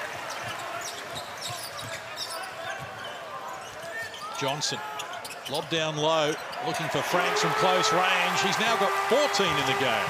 I like the fact that they're looking at that mismatch and highlighting it and exploiting it and going to it consistently. And it's not one player they're looking at. Whoever has that mismatch down low, they're going to it. A lot of mismatches throughout the league in that position. Robert Franks. Shot clock to 5. Norton needs to get something happening. Goes to Thomas. Good option as he comes up with his first score in the second half. He can knock that down. Only 9 and 5. 9 and 3.5, sorry, but he can knock that down. So Adelaide were the better of it since half-time. McCarron. And they're looking down on the low block, trying to get Cleveland in the mismatch against Bryce Cotton. Shot clock to 5. Hard to the hoop. Wouldn't work for Drimmick. Tip in wouldn't go for Daniel Johnson. The Wildcats hanging tough here at the moment. Norton puts it on the deck. Nothing on offer. Outside to Wagstaff, and he comes up with the goods. He's 3 of 5 from long range. Okay, right there, Mitch Norton. Great turn in the corner, penetrating. But Robert Franks, you don't have to help that deep on that, especially Wagstaff, who can shoot the 3. Well done, Thomas, holding off Johnson and grabbing the rebound. That's the intent I'm talking about at halftime. If Mitch Norton doesn't turn the corner, then you don't even put Robert Franks in that 2 minds. From close range, Thomas adds another 2. He's made a good start to this quarter. That's 4 of the 7 that his team have come up with. Doubled his output. Finger roll wouldn't work there. Now the ball knocked down out of court, and the Wildcats will get possession. We'll take a look at the Amy replay here. You can see with the Amy replay, you didn't even have to help. Look, I'm not helping nobody off of anybody when a defensive player is guarding the ball. Well, especially defensive player of the year. Especially when you've got Wagstaff staying. He's already hit a couple threes. There's no chance. There's no need to do that. And if anything, your body needs to be your position. Robert Franks should have already been at the nail right in the middle of the free throw line so that Mitch Norton can't turn the corner.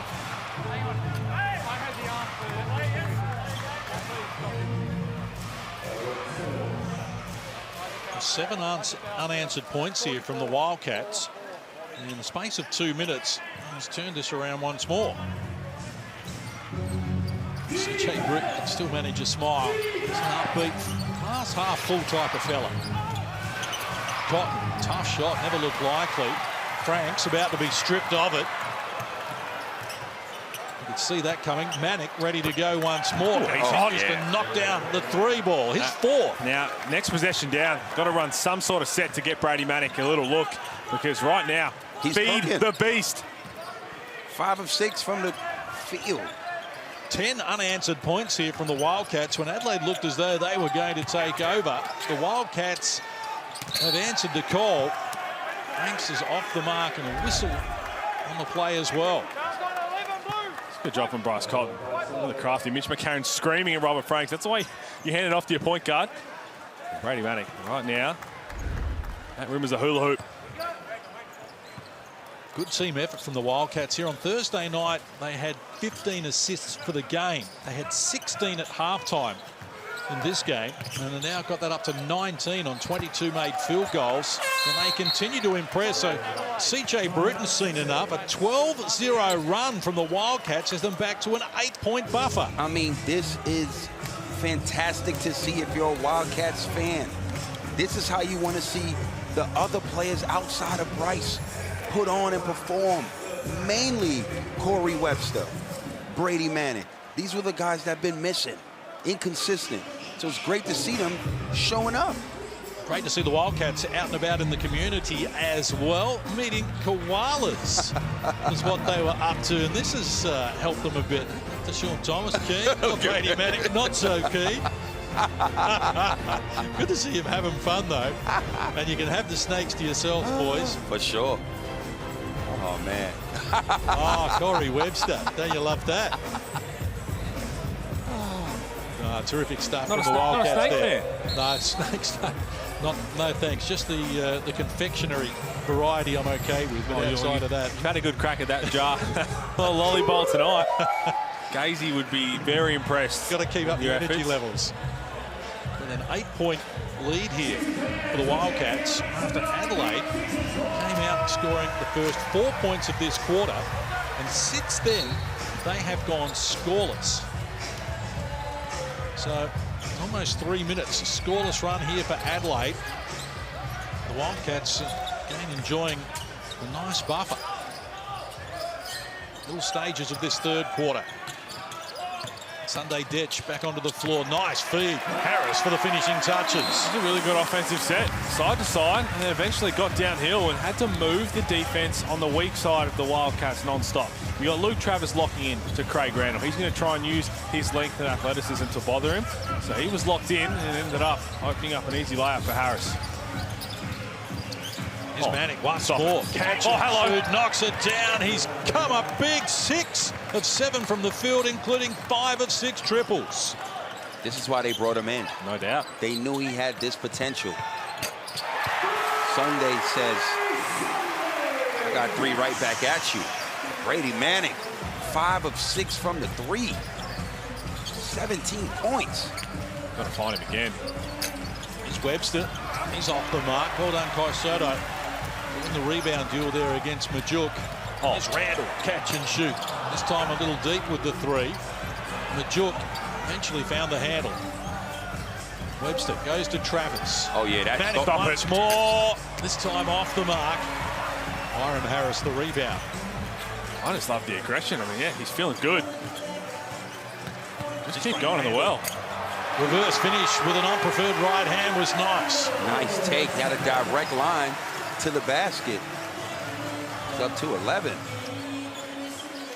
Still playing catch-up. The 36ers, though, down 4 inside the last 4 minutes of the third. Bryce Cotton takes it from Majuk. Now against McCarron, who did a good job. Talk him out of the points. Majuk, the offensive rebound. Another chance for the Wildcats here. As Webster, one way, back the other. To the foul line. And the pass to no one in particular. Turnover number 9 for the Wildcats, the first for Corey Webster. It's great defense on Bryce Cotton from Mitch McCarron. Just when Bryce Cotton tried to create this space, when he rises up with the ball in his right hand, Mitch McCarron closed the gap, contested without fouling.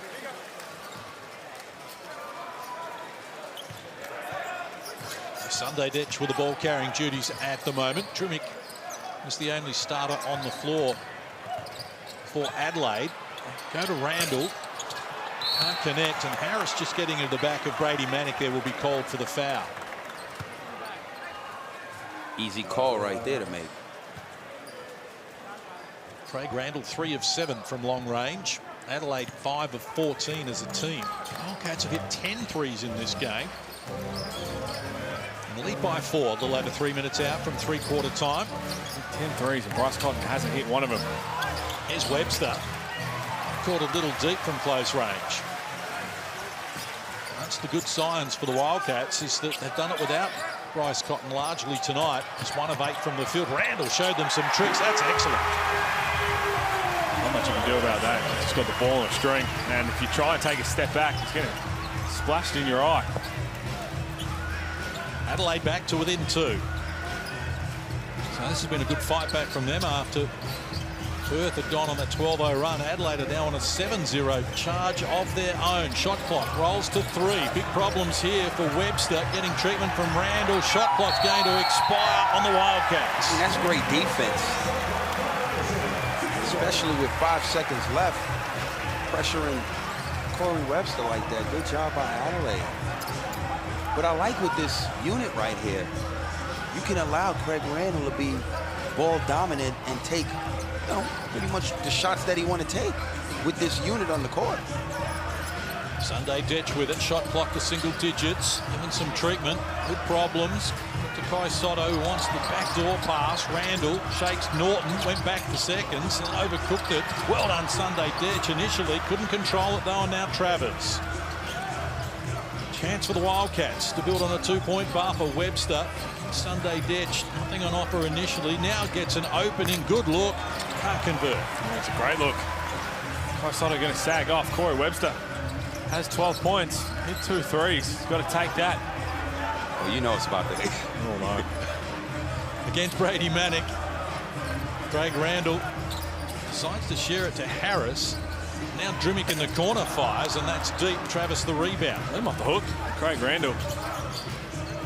Wildcats did a good job of just loading up and getting in space to look like Brady Manning wasn't guarding Randall one-on-one. If I'm Randall, you take him to the middle of the floor and then get in your bag. Thomas, good in the third quarter. Can't connect there. And Drimic feeds Harris, and Adelaide with a chance to tie it away here. Harris put on the accelerator. Down low, rejected by Travis. Great defensive play from Perth, and now a 2-on-1 fast break. And the pass from Webster, telegraph, and Randall deflects it out of court. I would have loved for Corey Webster to keep that ball, make him fully commit. Then make it, just lob it up easy. That's why it's the way you got to do it. You don't get cut off, have a layup. Facts. Randall knew exactly what was going to happen.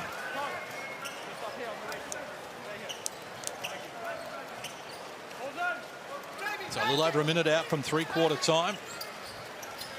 The Wildcats, who one stage led by 9 in this quarter, find themselves just 2 points to the good. That good looks. Bryce Cotton, 1 of 9.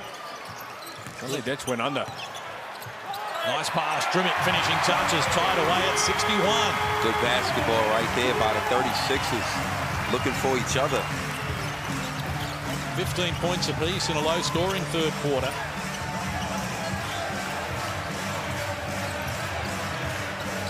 Norton turns down the shot. Wagstaff goes to Cotton, tracked to the double team. Now Wagstaff works inside Robert Franks. Couldn't finish it though. Kept alive from close range. Wouldn't fall though for Blanchfield. So Adelaide can slow it down for the last play, but Drimmick's got it was a good option. Boy, he had to make it. Should have had the last shot of the quarter. It was a long 2. So Adelaide back on top by 2 here. And foul going to be called on Randall. Free throws to come for Mitch Norton. I'll tell you what, that is the best, worst shot you've seen. Drimmick. There's no way he should have taken that. And it was a long 2. I don't think there's a worse shot to take in the history of the game. Thank goodness he made it. 16 seconds, long 2. Oh my, that's actually the worst possible shot you can take in basketball. He knew what he was doing. Oh, that's crazy stuff there from Anthony Drimmick. So Mitch Norton to the free throw line, looking for his first score of the game. In fact, about to take his first shot in the game. And 78% free throw shooter on the season. Oh, he misses the first. Fans are getting interested. Here we go. Little fella is hungry. He's teasing Mitch. He's ready for West Terrace. 21 of 27 coming into this game. I don't think so. Oh, he's fine. It's the last play of the third quarter. Randall baseballed it toward the backboard, missed the lot, but at three-quarter time, the Adelaide 36ers have a 1-point lead. It's Adelaide 63, Perth 62. Stay with us here on the Hungry Jacks NBL.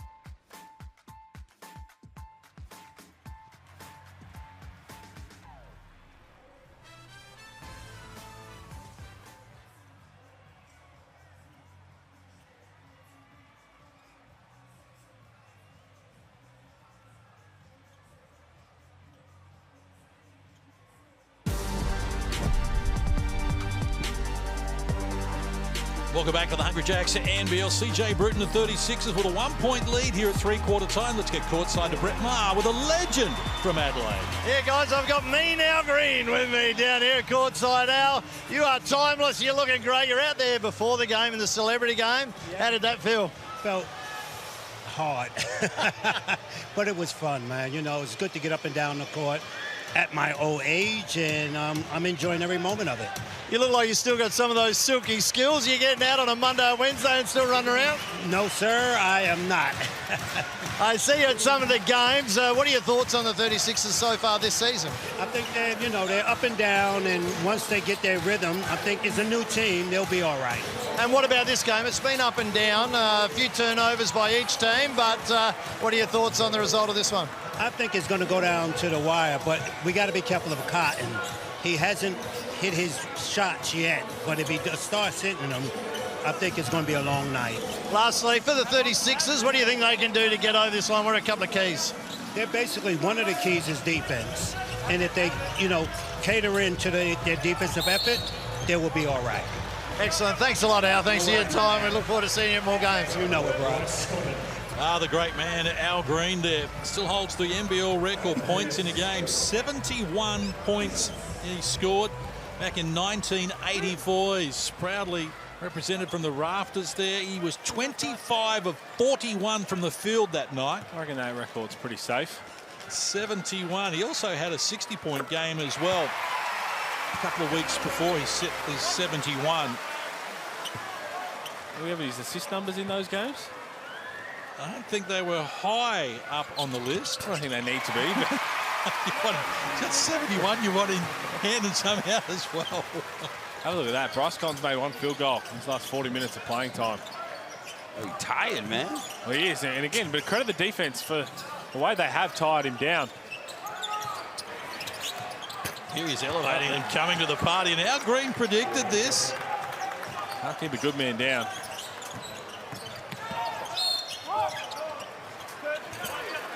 Free throws to come. 2 shots.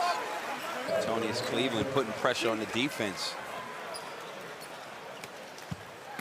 And a couple of legends in the house alongside. Tyson Stengel is there along with Ken Cole and his wife, Pauline. Great to see them in the usual spot there courtside. Legend with the 36ers. We've got a dangerous 53 seconds here because Bryce Cotton just knocked down a shot. He feels another one go down. Floodgates could open. Tied at 67. A little over a minute played in the final quarter. And Bryce Cotton lurking within 10. Gets it back from Thomas. Gets it back to him now. Karen did a good job down low on the block. You can see Bryce Cotton, he was flat because he did all the hard work to get open. He finally had a little bit of daylight. Thomas just missed him.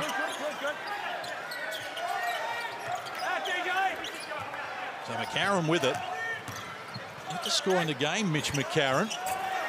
Now none of 3 from the field. Gets the rebound, hit the deck hard as well. Trying to shake it off, but a chance here for the Wildcats and Blanchfield against Drimmick. And a quick whistle provided. Mark Franks didn't like it at all.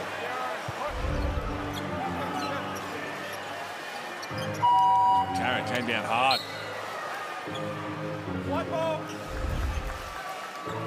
Straight back up.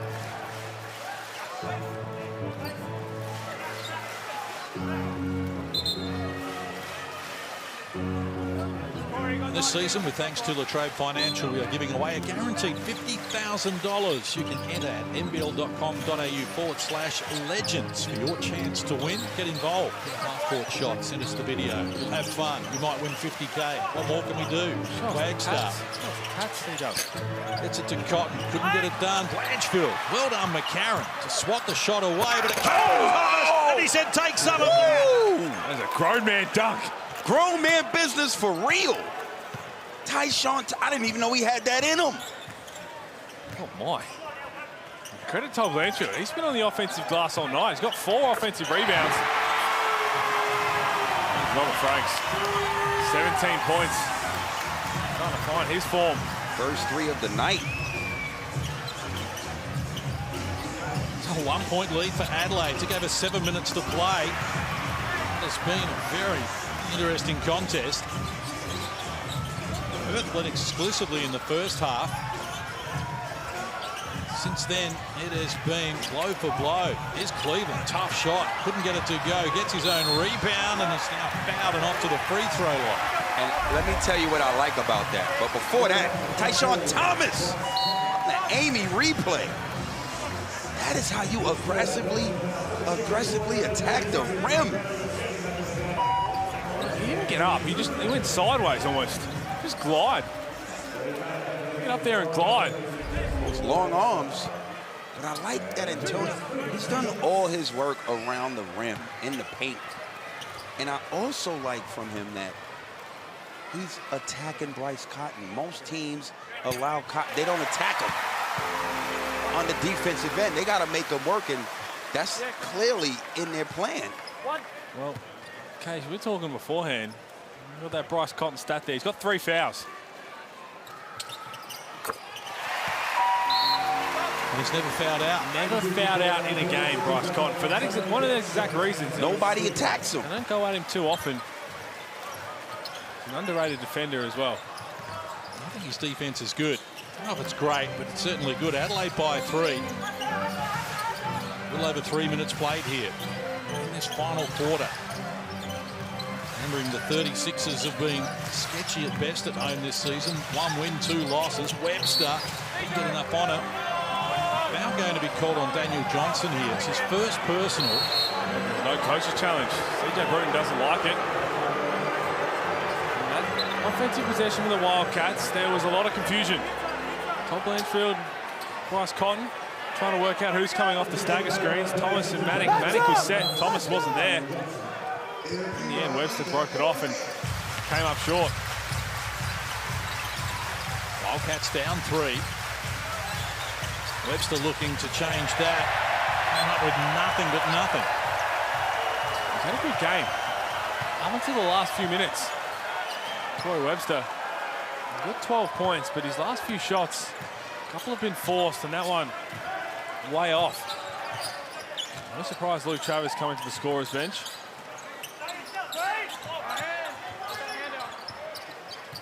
Here's a chance for Robert Franks, trying to shake them, filling it up. He's got 19 to lead all scorers as we go courtside to Brett Maher. Yeah, I've just been told by the CEO of the 36ers, a record home crowd, 9,071. It's getting pretty loud, and that might just be what they need to get them over the line against this Perth team that's been pretty good tonight. Robert Franks Jr., 9 of 14 from the field, 64%. It's Bryce Cotton, and he drains the triple to buy Perth back into the argument. That's what he does, but you see that little rock when he gets up onto his tippy toes, ball in his right hand, you're at his mercy. He's got so many different moves he can pull out from just that. Adelaide by 2, 4 minutes played in the final quarter. Bounce pass outside. Off the mark on that occasion. That's got to be a better pass from Harris. You've got all the time in the world just to gather yourself and hit Robert Franks in the shot pocket. It nearly ended up being a Yorker. Cotton bumped. Foul going to be called.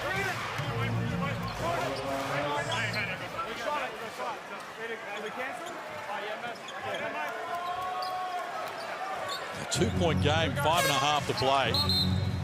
Wildcats lost their last 5 games. Timeout called here with 5:29 to play. It's Adelaide by 2.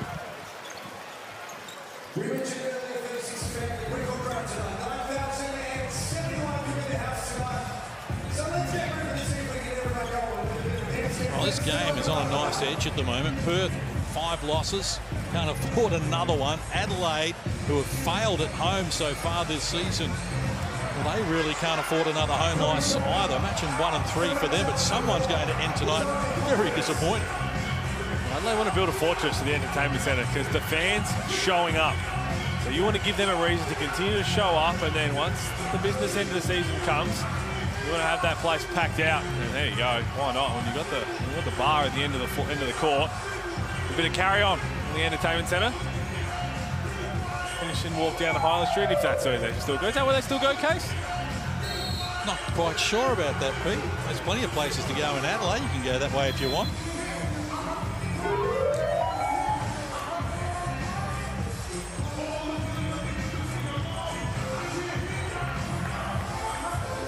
terrific contest underway in Adelaide, and this season, with thanks to MG, we are giving away a brand new MG ZS EV electric car valued at $44,990. Sounds like a bargain. Enter now at nbl.com.au/winmg.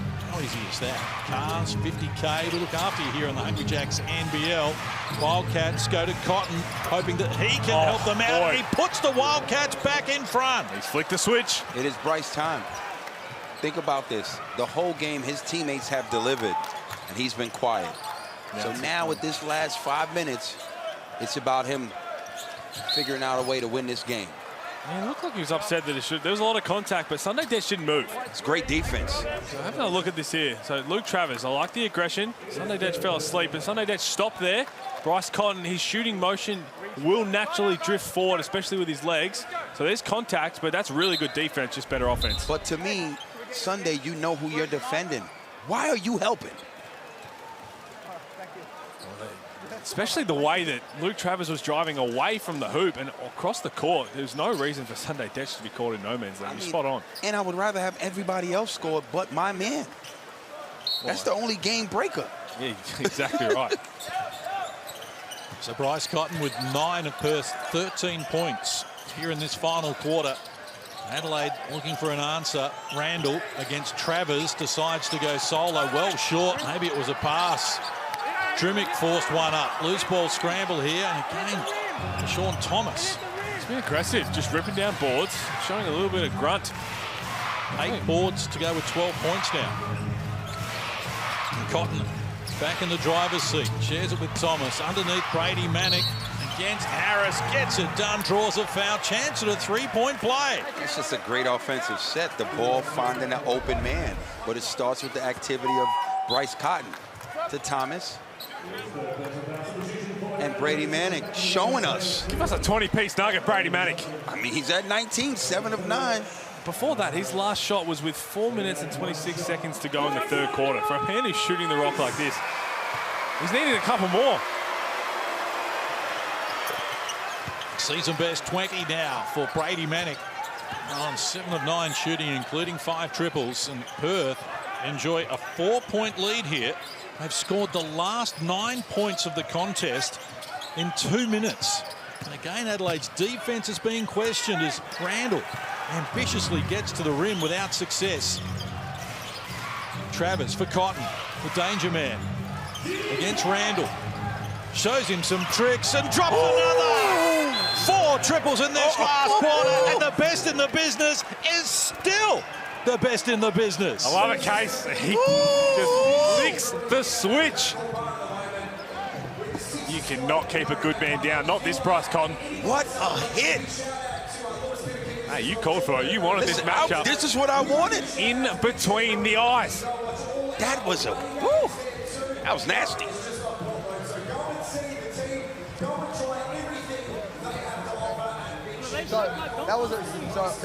So Staggers, on the Staggers, if he cuts to the basket, again, the high big, come back to the ball. This one space up. So as he goes to an on ball, goes to that one, you can come off and you got this flip out or throw it here to throw in on Bryce. So we're coming out of here, Staggers. Hey, Bryce, if he's on the 3-point line, dancing, I don't care. He's got to get here. I need him shooting here, right? If you've got the big, stab, one stab and show. Chase over, stay into it. Here we go. One stop. One stop, fellas. Exactly 2 minutes ago, Adelaide was up 5. Since then, Bryce Cotton has knocked down the triples on a 12-0 run that gives Perth a 7-point lead. What I love about that move, you saw the little between the legs, left to right, and he just set Craig Randall up to see how he would react. Went straight back to the well, and here it is. He struggled in fourth quarters this season. He only had 1 field goal attempt in all 10 minutes played as Randall. That's an easy 2. And oh my. Jumped out of the cylinder. They come up empty once more. Adelaide, it's dried up for them. Here's the matchup.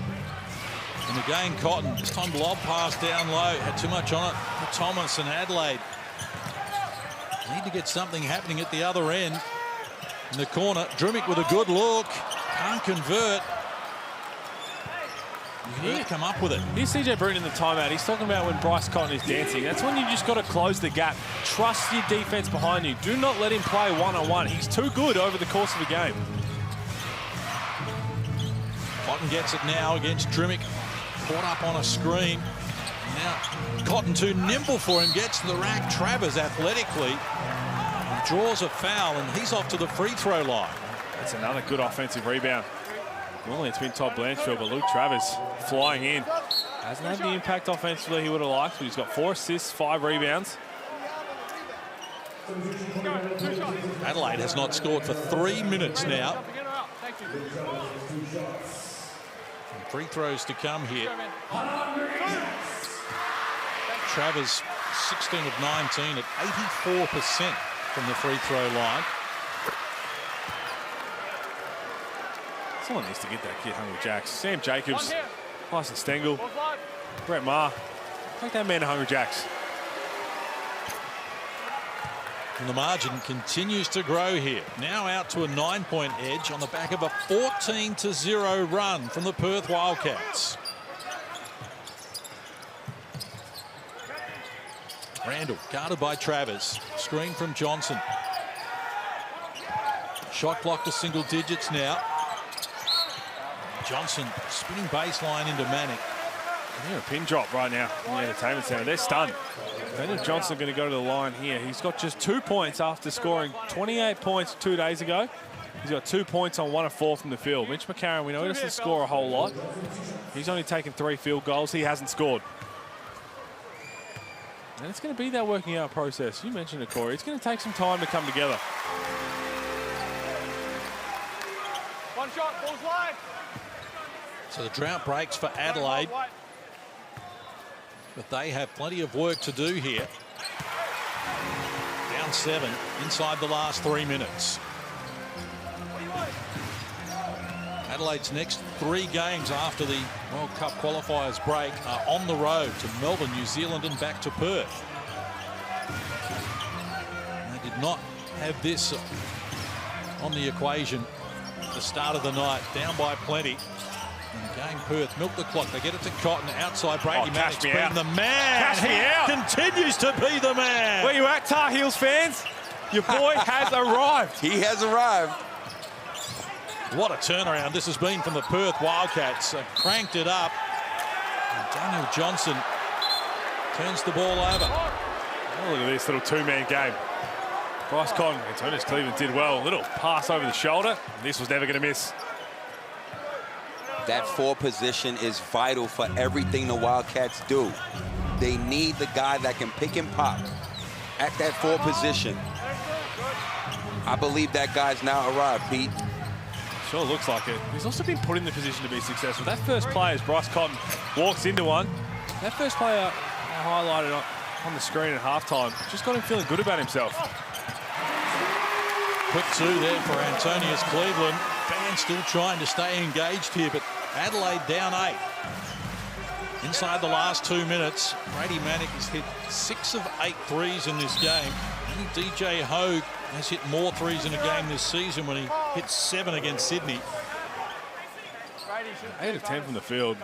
He's going to go to the free throw line here. He's having himself a big night. And you can't help but feel great for him because there's been a lot of pressure on the media and even internally, I'm sure, on Brady Manick. And he's just come out there and stuck to his guns. So he'd be relieved. So would John Riley. Let's not forget, he's still just a rookie pro. 24 years of age. Again, Perth by double figures. Sucked the life out of Adelaide's record crowd as Mitch McCarron is off to the free throw line. None of 3 from the field. Yet to score tonight, Mitch McCarron. It's the 1 rebound and 2 assists for McCarron as well. It's a lean line for him that you don't normally see. We saw it earlier on in the season where he was still trying to be aggressive at times. I think he has to. Yes, you want to get everybody involved, which is going to be hard to do. You got to keep Randall happy. You got to keep Franks happy, Cleveland, Daniel Johnson. It's not easy, but you also can't forget about yourself. They're too important to the team. Margin is 9. 90 seconds to play. Full credit to the Perth Wildcats. Get themselves out of a big hole. And Travers left wide open. Can't get it to go. Chance now for Franks. Rushing up the floor. Pulls up for the 2. Short with it. Travers works it to the advantage there. His teammate, Corey Webster. Guarded by McCarron. Adelaide over the limit in terms of fouls here. Cotton got it from Webster in traffic. Again, they've worked the clock to their advantage here, the Wildcats. Cotton feeds it outside. Thomas gets it to Cotton. He fires. Wouldn't work, though. Quick release pass for Randall, who can get things happening quickly. Goes back to where it came from in Franks, who knocks down the 2, draws a foul. I think John really, wall up. Thomas just got to get out of the way there. They're just trying to get quick buckets. They got this game in the bag. Don't need to do anything silly. They throw it all away. This game ain't in the bag yet. He hits this free throw, it's a 6-point game. Still some work to do. 42 seconds on the clock. Timeout called here. And Adelaide in front of a record crowd of 9,071.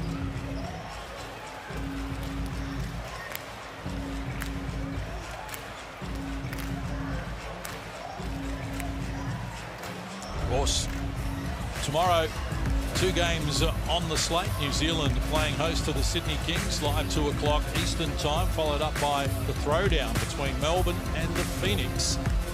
A sold-out John Cain Arena awaits. The Phoenix licking their lips with Melbourne. Far from impressive in going down last night to Cairns by 27 points. 97-72 was the equation. And the Phoenix almost back to full strength. We'll be looking forward to that. But it's the type of game where you play a derby and it is 50-50. Rupert Sapple, speaking of the great man, doing some radio commentary in the house tonight at SEN. Did he run around the celebrity game? Should have been out there. He could probably do both. Let's be honest, next time Adelaide has a celebrity game, if I don't see you running up and down the floor, Case, I'm going to be bitterly disappointed. I'm going to drag out the hook shot. Hey, that'll work. Tell you one thing, that Brantley Cooks matchup. Woo. I like it. Derek Pardon's been impressive. Really enjoyed him. Derek Pardon's been excellent, but that Walton Jr. Barry Brown matchup I'm looking forward to. There's so much to look forward to. Oh, man. They'll match up everywhere now that you think about it. It's going down. 6-point margin. Pressure up the floor. Travers evades them.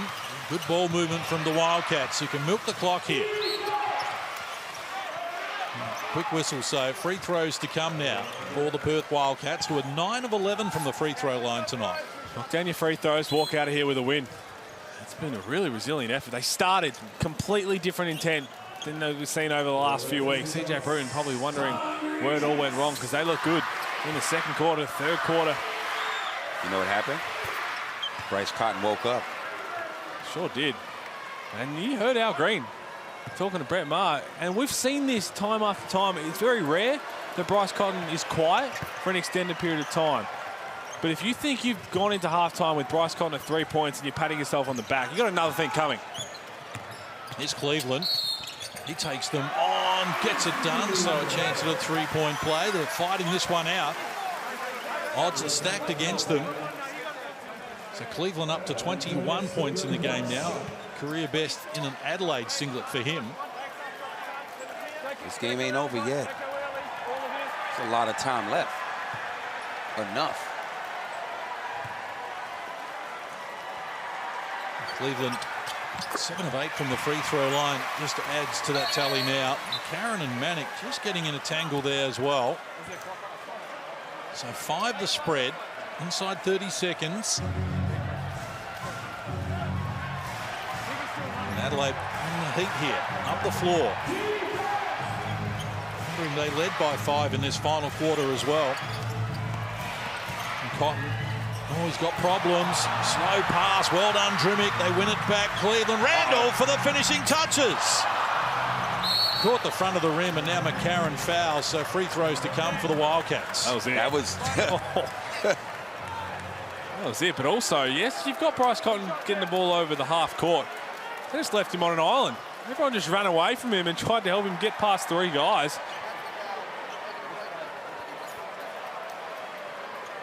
I'll tell you what, if you could ask who you wanted the ball in the hands off for a 3 in that position, you'd say Craig Randall every day of the week.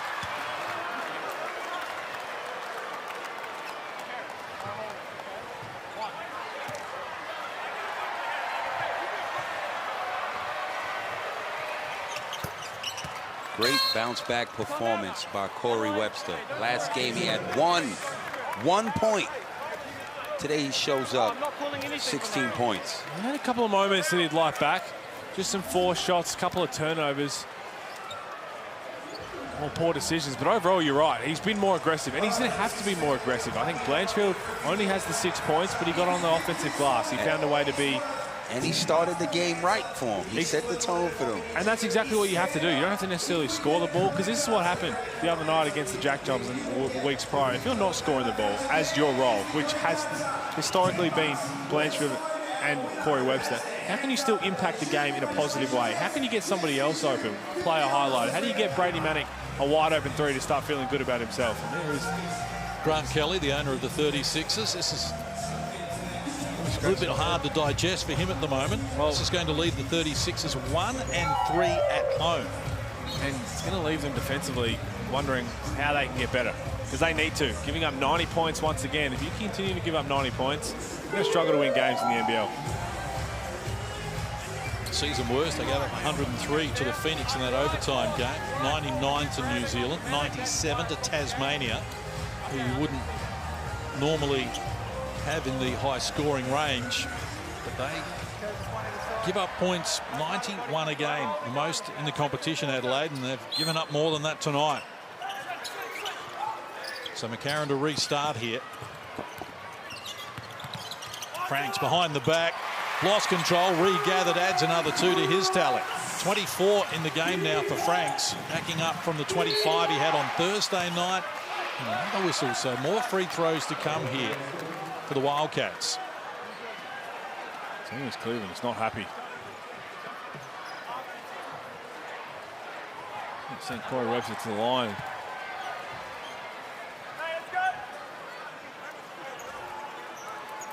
They end up with about 18 points on the night. This is a man who had 1 point in 21 minutes on Thursday. None of 6 from the field. There have been 624 games since Perth have lost 6 straight. Might be another 624 or more before it happens. I don't think it'll happen too often.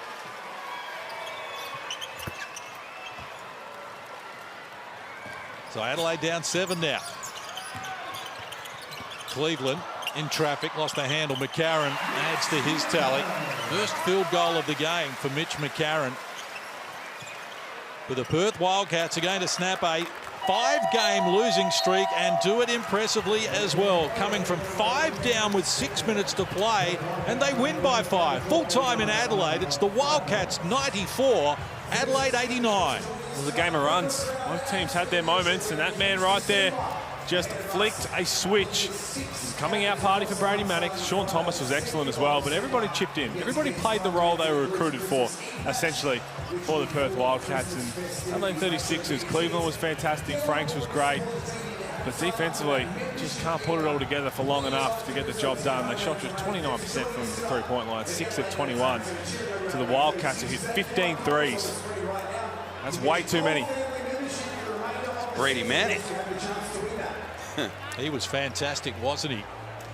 Franks had 10 in the last quarter, Cleveland 11. They had 21 of the 26 Adelaide score, but they didn't get enough because Brady Manick is the Foot Locker player of the game, standing by with Brett Maher. Yeah, I'm here with the Foot Locker player of the game, Brady. What's this with opposing teams coming into venues and getting the wins this year?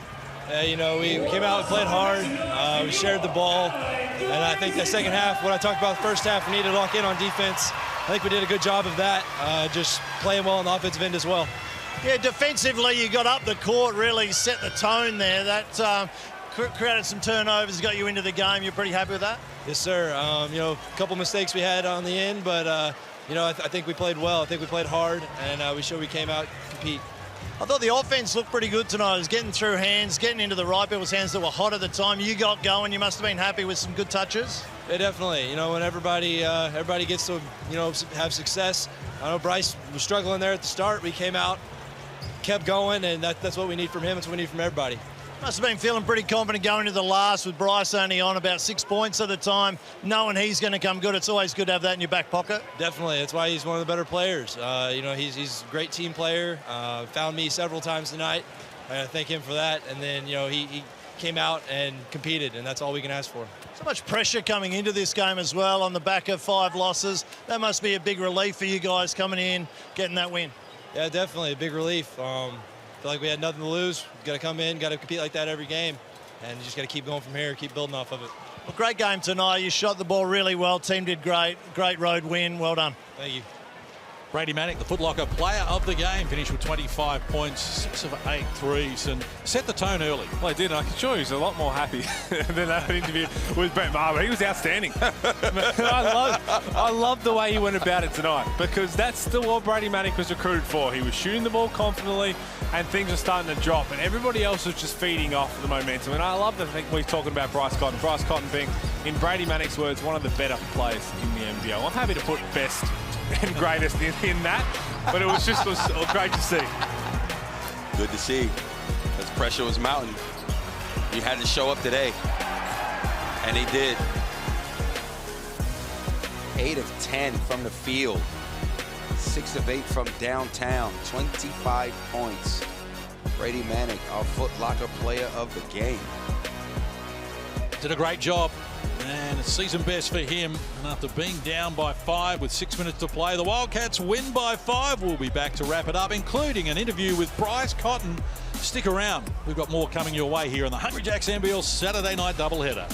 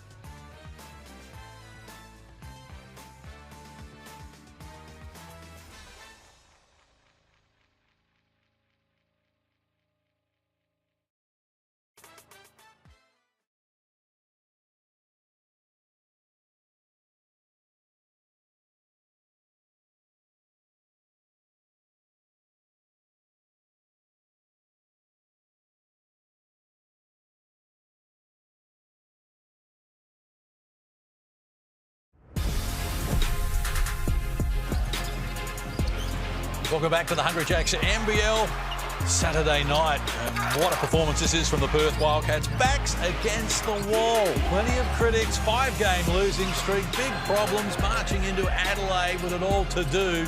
And they get it done. And Bryce Cotton gets plenty of support as well. So I'm sure he's pretty happy. Let's find out right now and go live to Bryce Cotton courtside. Well done, Bryce. That was such an important win for your team. Yeah, huge, man. I think that's an understatement. But give credit to Adelaide. They came out, fought hard. But I think we did a good job weathering the storm and not giving up the lead that we built up. Bryce, it's Hulls here. You've been an import, obviously now you're eventually becoming Australian. There's cough, cough, immigration department. Talk to me a little bit about how you feel right now for Brady Manek. There's been a spotlight on him. He's a young pro, he's straight out of college. You've been there, maybe not had struggles similar to what he's been through, but he was outstanding tonight. What he would be feeling right now, you must be feeling really good for your teammate. Extremely, man. With our team, you know, in the slump that we've been in, and obviously there's been a little bit of rumble about him, but we just let him know that we back him. We see the work that he puts in all the time, and we told him it's just a matter of time before things turn around, and he was the star of the night, so it was perfect fitted for it tonight. I mean, outside of Brady, you know, Corey Webster, Tyshawn Thomas, you know, Luke, everybody stepped up today. Why has it not been consistent, especially in those losses? I mean, I'm not sure, but it's all about finding a rhythm, everybody gelling, and, you know, people getting out of their own heads. You know, I think sometimes the pressure could build up sometimes in people's minds and they get into their own world. But we had a real heart-to-heart last night, a group team meeting, and just let everybody know we in this together. And through the highs and the lows, you know what I'm saying, we believe and we back everybody. So I think it was something everybody needed to hear. And Bryce, a lot of noise, external noise, particularly in Perth newspaper, getting after the owner, fans a little bit disgruntled. They're not accustomed to not having much fun and not having the wins that we're expecting, the success that you generally have. Has that been a little unfair, particularly on the owner, Craig Hutchison? I mean, at the end of the day, we just try to block out the noise because, I mean, that's how sports goes everywhere. You know, they love you one week and then maybe they hate you the next. So it just comes with the territory. But at the end of the day, that's the spotlight that I guess comes with playing along with Perth. So we got to take the good with the bad and just make sure we don't let that noise get to us. Now, Bryce, talk us through your game, because this happened a couple of times over the course of the last 2 seasons where you're a little quiet early. Maybe the defence is trying to tire you out. Your shots were short. Bryce time came about where you just took over the game. How did you feel in those last moments? Because your teammate Brady Manek just told Brett Maher in his post-game press conference that you are, and I quote, one of the better players in the NBL. Not one of the best, not one of the greatest. He just said you're one of the better players. I mean, yeah, it was a good feeling. I think the biggest thing going through my mind was I wanted to make sure I stepped up for my teammates because they was having a hell of a game and I was struggling. But fourth quarter has usually been my favorite quarter throughout my career in the NBL. So luckily I was able to get something to drop. Well, we see it now, and we know we've got the FIBA break coming up. And what are you envisioning? Because this win right now, if this didn't go your way, this is probably going to be a tough 2 weeks on the training track. You think this is, you've turned a corner, you can build off this? Well, that's what we got to tell ourselves. You know, you're only as good as your last appearance. We fought hard, got to win on the road against a tough team. So, yeah, we need to carry this momentum, and hopefully this is a start to a new page. And Bryce, a lot was made, again, outside noise about the matchup tonight yourself against Craig Randall, the best player in the competition, up against the man who's coming after your title. You hit a big 3 on him in that last quarter. Must have enjoyed that. But was there anything in your mind at all about going into Adelaide and playing against Craig Randall? Nah, I treat everybody the same. I leave that stuff up to you guys to hype up the matchups, but I treat everybody the same, and, you know, I just go out there, try to play my best effort to help our team win. We're blessed to have you here in the competition. Great job tonight. Well played. Congrats on the win and thanks for your time. All right, thanks, y'all. Bryce Cotton, still the best and still the man. Still the best and still the man. He is still the man. Unbelievable. Well, let's have a look at some of the Hungry Jacks highlights, because there were plenty in an up-and-down game where Perth burst out of the block, scored the first 7. At one stage, they led by 13 in the opening quarter, by double figures again in the second, and then Adelaide came to the party in the third and the final quarter. And when they were on that tear and led by 5 with 6 minutes to go, they looked as though they were going to get across the line, but Perth weren't buying it. Well, they weren't, but Bryce Cotton wasn't buying it. I love the way he spoke about the rest of the team was getting the job done from it. Brady Manek was outstanding, but as Corey mentioned, other guys stepped up. Wagstaff kind of steadied the ship early on. hit a couple threes. Luke Travis was just trying to make plays happen. When the game was there to be taken over and put to bed, this man did his thing that he does so often, nearly every single night. That's why he's one of the greatest we've ever seen. It's so fun to watch when he gets into those moves, and I love the way he talks about his teammates first and foremost. Finished with 5 assists as well, Bryce Cotton, with those 15 points. There are the numbers for you. Adelaide has dropped 3 games at home. The whole 3 games that they've dropped, their opposition have hit 15 threes in the game. Now, there's a pattern developing there. Yeah, they got to clean up on the defensive end.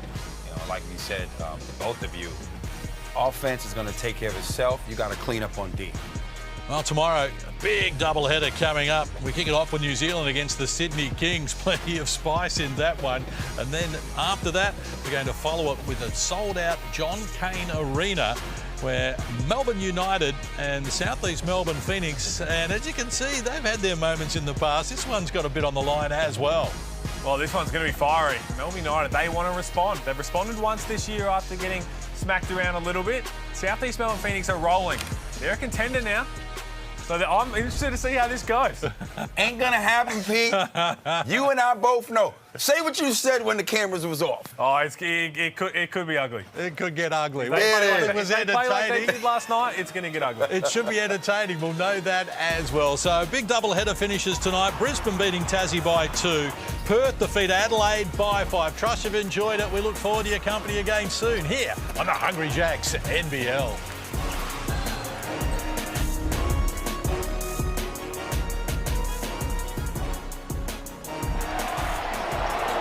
This program is brought to you by Hungry Jacks and Bunnings Warehouse.